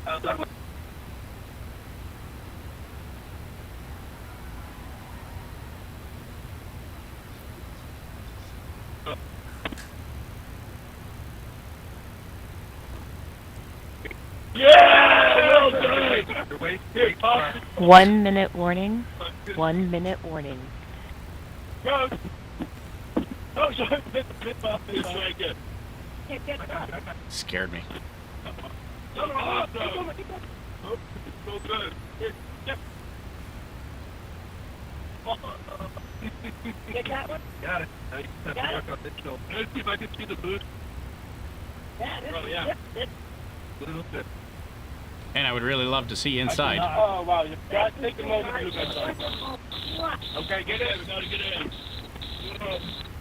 Oh, that must be like an alarm going off. You can kind of hear an alarm. Oh, fantastic. Look at this. It's dark up here. Oh, wow. It's like the strap back in alarm. 2,000 miles an hour. Everybody in? First step, status check. Astronaut Oliver, Oh, wow. Oliver, status check. Oh, sorry. Blue Control, Oliver, status perfect. In seat. Status perfect. Copy, Astronaut Wally. Wally. Blue Control, Wally is in seat. Copy, Astronaut Demo. Astronaut demo, in my seat. Copy, Astronaut Bezos. Oh, you can hear it.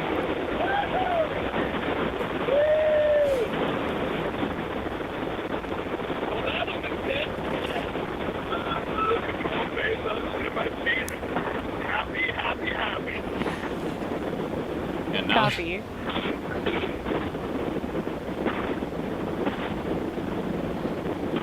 now they're showing us on board the booster, at least. They show us on board the booster when we have clear Thank you again, ground everybody, video. for joining us live for our first human flight on New Shepard. So far, a nominal flight. Our booster is about to return to its landing pad. There we see engine relights. The sonic boom.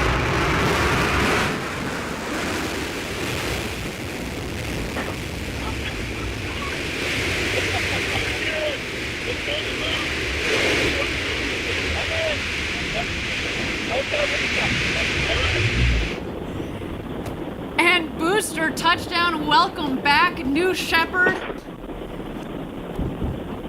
A beautiful rocket that provided a beautiful flight to space.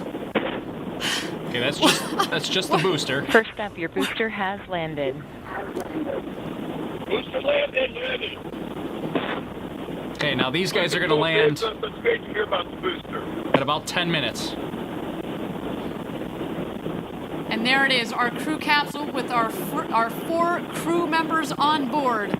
You have a very happy crew up here, I want you to know. Drogues should be coming out. Any second, we should see the drogue chutes come out. Oh, yeah. I see blue. I see the big barn. Stand by drogues. Stand by drogues. There they are. It's not much notice, but Stand by main. here come the main. Stand by main.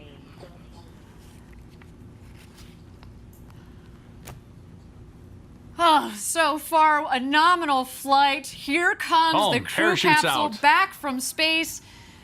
The drogues deployed. Here are the mains out, reefing and coming to full inflation. There we go.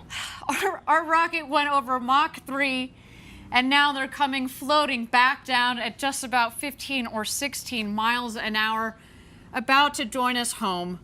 Back here in West Texas after having gone over the Kármán line, the internationally recognized line of space. The world's newest astronauts. Not exactly, but Gary, how you holding up, friend? I am speechless. Wow. And those big, beautiful windows. I've just got about a minute and a half of floating before all right. the activation. So of the they're going to be under parachute for just a soft little while here. They're probably At this point, about 40 seconds to there are landing. sensors on board that are On landing, how high they have a retro thrust system that will fire 1 second before landing. So you see a whole bunch of dust kicked up as they land. It's not actually the rocket that's just crushing into the sand there. There's a retro thrust system that will fire 1 second before landing. That fires, and then they actually touch down very, very softly, even slower than the 16 miles an hour that they're coming down right now. So they're gonna fire that system and then touch down. We're at 200 feet. So you'll see the big cloud of dust about 1 second before landing. Here they go. Boom. And Ooh, good view of it this time. touchdown. Welcome back, New Shepard's first human crew. Yeah. What a Welcome flight. back to Earth, first step. Congratulations to all of you. Boom, success. What a day, what a day. Very happy group of people on this capsule. And we're so grateful to everybody who made this possible. Thank you. Blue Control, Oliver, thank you so much for everyone there. It was amazing. It was amazing. Copy first step. You have a very happy Capcom here as well. Let's do a status check. Astronaut Oliver. Blue Control, Astronaut Oliver, status correct. Copy. Astronaut.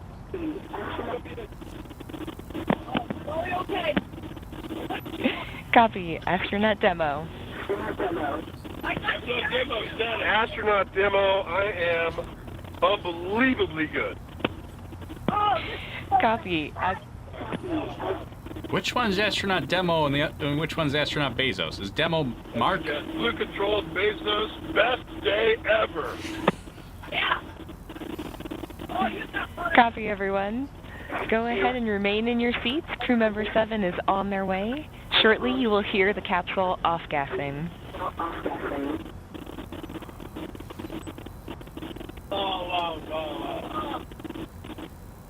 Yeah, you can actually see. Anybody have to altitude or altitude? I didn't. Listen. It's okay. I had my main mission was accomplished. I didn't kick anyone. That's fine. That was only about 5 minutes. Yep.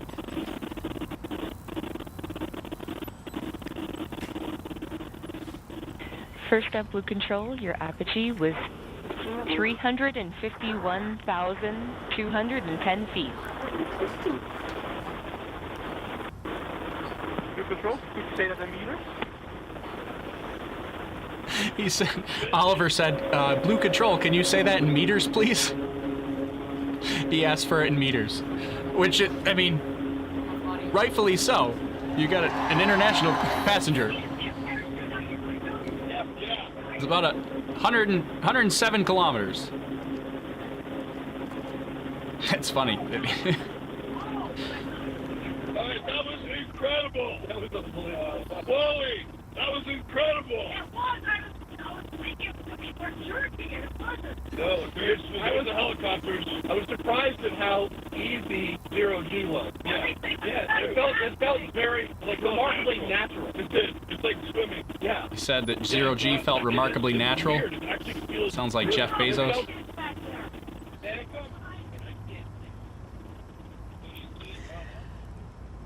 Well, what a day. You can see our the world's newest minted astronauts there on board discussing their incredible flight of a lifetime up to space and back. Wow. Our team is now preparing landing safety operations. Oh, the there they are recovery crew has already, minutes ago, has left the barn there to go open the hatch. You can see them there. They're arriving at the capsule in the Rivians. You can actually also see that the parachutes fell very close to the capsule. It means that there's not much wind out there. It was a beautiful, beautiful day. It kind of looks like the parachutes are still attached to the capsule, which kind of surprises me.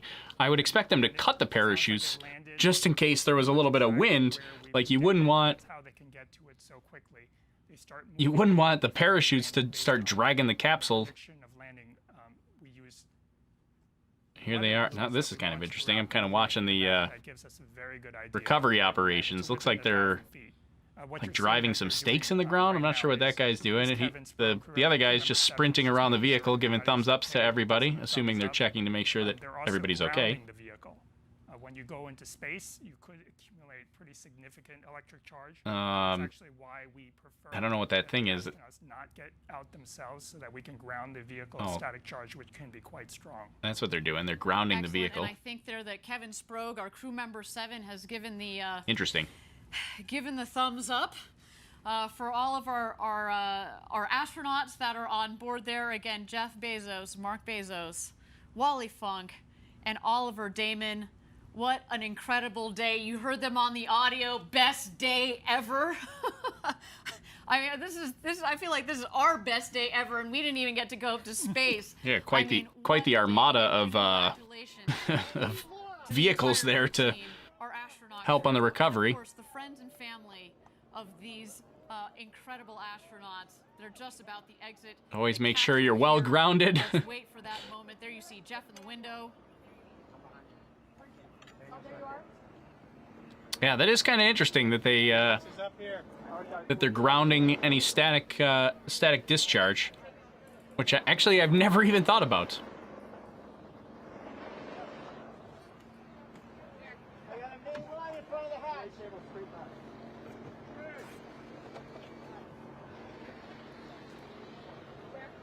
The main parachute line in front of the hatch. Swift.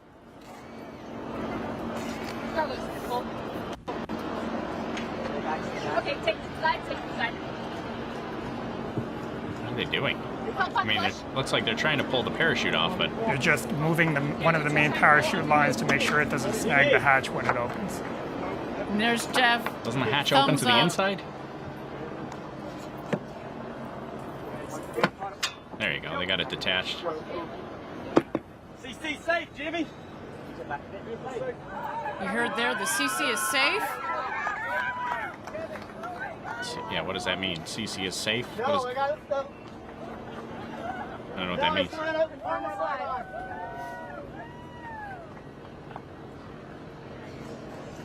Confirm. Okay, you can go live.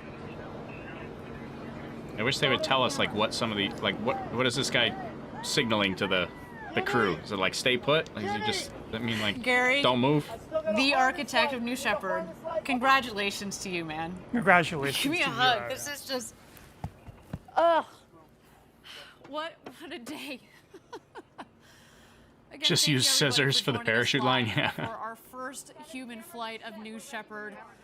Our 4 astronauts went to space and back, topping over 350,000 Marcus said, what's the fuel in the retros? I've looked that up in the past. I want to say, I don't know if I got a definitive answer on that, but I thought that it was like an air thrust system, like it was just compressed air. But I don't know for sure. I remember looking that up in the past because I didn't know what the fuel was for the retro thrusters, but I want to say that when I looked it up, that it might have been that it was just like an air thrust system with just compressed air. Oh, here they getting ready to come out. Oh, they open their own hatch. Okay.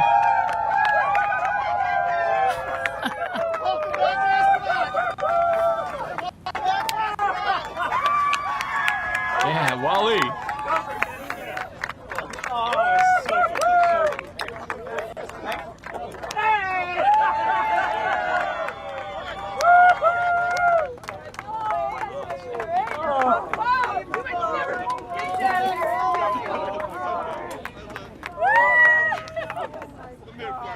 Oliver! Congratulations! Congratulations! Your dad has been around! Oh my God! Congratulations! You gotta get up there, sweetheart! Oh my God! It was so great! What a day again here, a successful launch and landing of the New Shepard rocket and crew capsule with our first human flight crew there. Jeff Bezos, Mark Bezos, Oliver Daemen, and Wally Funk.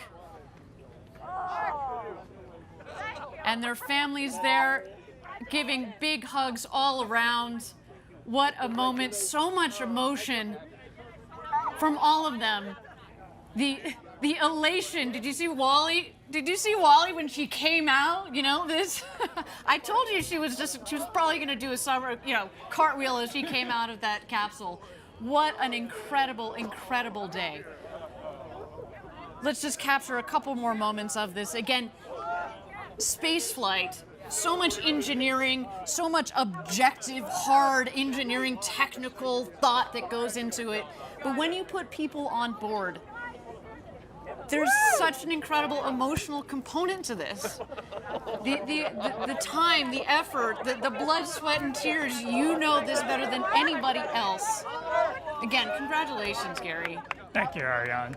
And congratulations to the entire Blue Origin team. This might have looked easy today. It was anything but easy.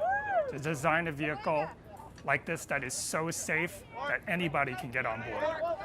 From Wally Funk, who today became the world's oldest astronaut at 82, to Oliver Daemen, who became the world's youngest astronaut at 18. He joins us from the Netherlands. Again, big shout out to our viewers in the Netherlands. Congratulations. You should be very, very, very proud of your countrymen. I mean, again, and representing the next generation of people that are going to go into space. I mean, I can't wait to see what Oliver does with his future. I can only imagine. You heard him in the video. You know, he just wants to spread the love, spread the message. I can't wait to hear their impressions of the view from up there. And in fact, I hear in just Would have been nice if they showed us the view from up there. But I'm sure we'll see it at some point. I'm sure we know that they have. Who just fell down? We know they have. Oh, it's not one of the astronauts. They had a blue shirt on, but looks like they're gonna pop some champagne. And it's champagne time, everybody.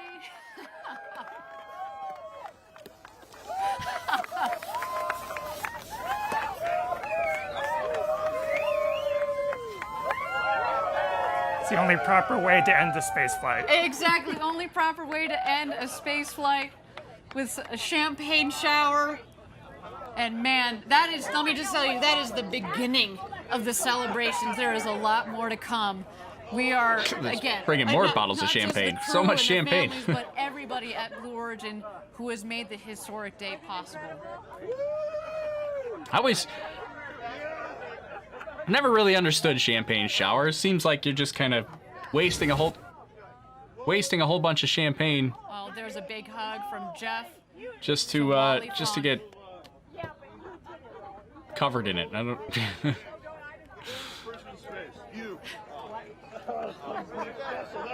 A beautiful moment there. Thank you. For a woman. Plus, now we got champagne all over the camera now. Denied her opportunity to go to space in the 60s. Somebody wipe that lens. 2020s, but man, it was worth the wait. There you see the Bezos brothers hugging it out. Oliver Daemen, you saw him earlier giving his father a big hug. What a moment. You saw the first hug when Jeff came out of the capsule to his mother, Jackie, followed by his father, Mike. I mean, again, what a day. What a day. To the thousands and thousands of members of Team Blue, you contributed to today as well. I know you were all hugging it out back in Kent, Washington at our headquarters near Seattle, sending you guys a lot of love from down here in West Texas. What a moment.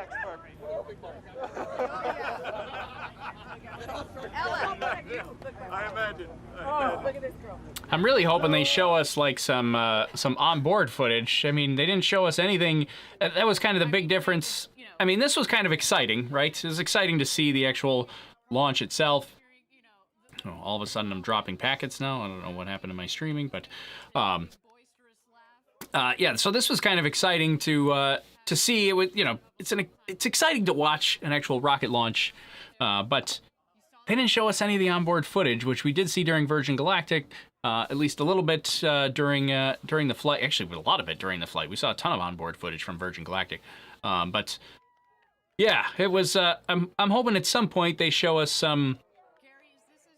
some onboard footage. I'm guessing that they're gonna upload that afterwards, maybe.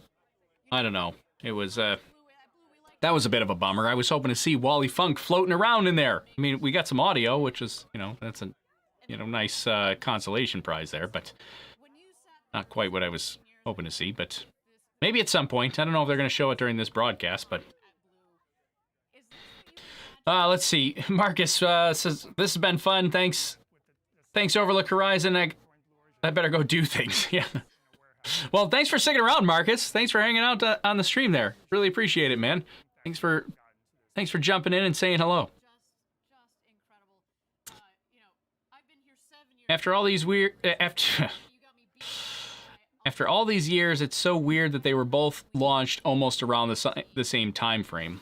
Yeah, I mean, I think there's a little bit of tension there, a little bit of a battle going on there. So I'm sure that, let's see, I'm going to move all the way over here.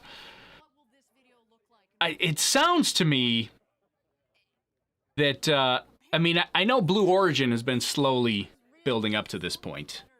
but it kind of sounds to me like Virgin Galactic was like, we better hurry things up. We're gonna go for it. So I think they kind of accelerated their plans a little bit. I have nothing to back that up, but that's just kind of my feeling. So that was our the billionaire space race briefly, but now it's exciting. Hopefully we'll see more of these.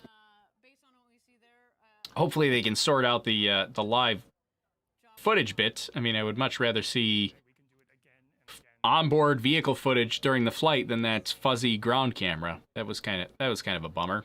Especially like I want to see outside the vehicle. I want to see the view of Earth. I want to see what the astronauts are doing inside the vehicle. Like that's the fun part. Virginia says she was disappointed when they did not see any onboard video live. Yeah, I was kind of disappointed as well, but I am hopeful that they're going to show us that at some point.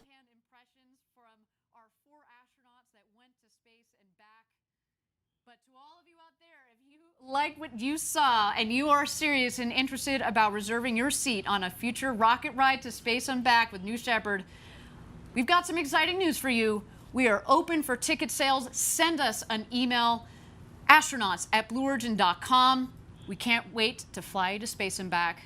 Gary, it has been an honor to share the... You also have to have a cool $250,000 or $500,000. They didn't mention that part, but... I wonder how many emails they get from people that are like, hey, listen, my budget's about $150, but I'm interested and I'm serious. When can I schedule my flight? Because they didn't really say, they just said send us an email. They didn't really say like, if you're interested and you're serious and you have a lot of money, so I imagine they might get a couple of emails from people that are like, hey, very serious, very interested. My budget is $200. What can you do for me?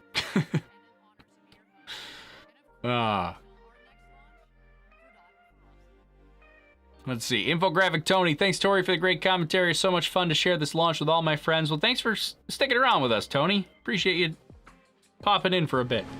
Well, looks like they might be ending their broadcast, which means maybe we'll end ours here. I don't know if they're gonna... I was kind of hoping that maybe they would show us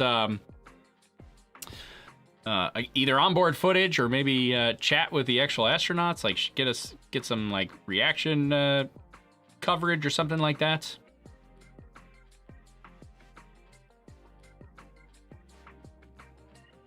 What did this launch cost? 20 to 30 million. Well, so there was only one paying customer on board. It was a you had to bid for the price, the paying customer, and the winning bid was 28 million, but the winning bid didn't actually fly on here. He was like, yeah, I got something going on. I got a scheduling conflict. So he kind of passed it up to the number 2 bidder, and that's how Oliver Daemen got on board.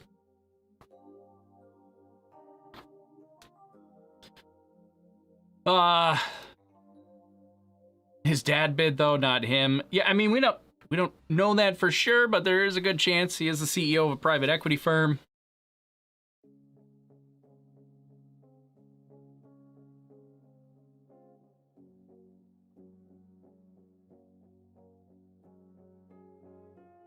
Let's see.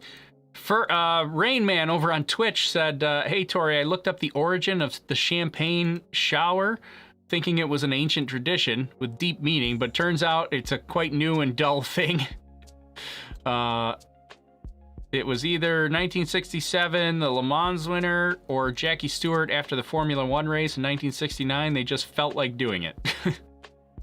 Well, there you go. I don't know the...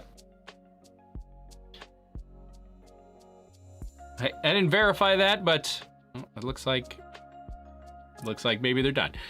But yeah, I've never understood the champagne shower. It just seemed like you were just gonna get turned into a mess and waste a lot of champagne. But that's right.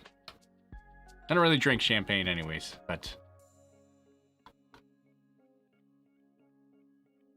Pay $28 million just, what does it say? And my schedule is more important. Yeah, I don't quite understand that, but... Are they going to live stream their next launches? Yeah, Blue Origin pretty much live streams all their launches, so I do expect that the next time around, but yeah, that's it. So Wally Funk went to space along with Jeff Bezos, Mark Bezos, and Oliver Daemen, and that's gonna be it. That's gonna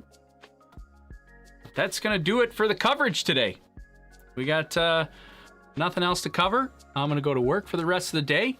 I would say if you're still here, consider joining our Discord, chat it up. It has been quiet for the last couple weeks because I've been away, but now let's get the band back together. Let's have some fun again. But Owen Thomas on Facebook says, can I add a Blue Origin flight to my Amazon wish list? Yeah, they should make that something you can add to your Amazon wish list. Maybe people can contribute to it over time or something. That would be nice. You're gonna need probably a lot of time and a lot of generous friends and family. All right, well, that's gonna do it for me. Thanks for hanging out for a bit. I'm kind of bummed we didn't see any onboard footage, but I'm expecting to see that some point in the near future.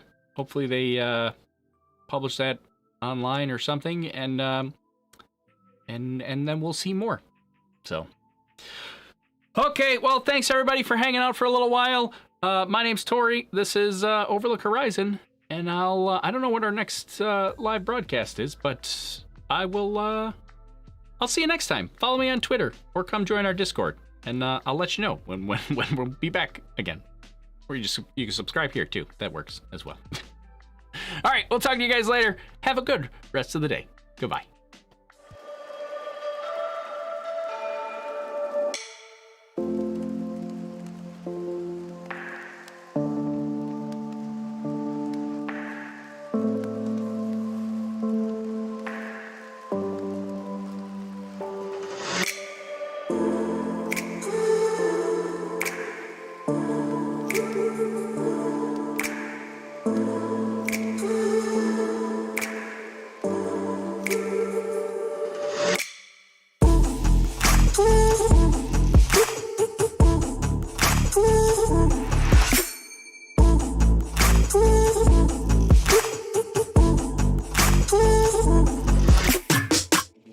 Mm-hmm.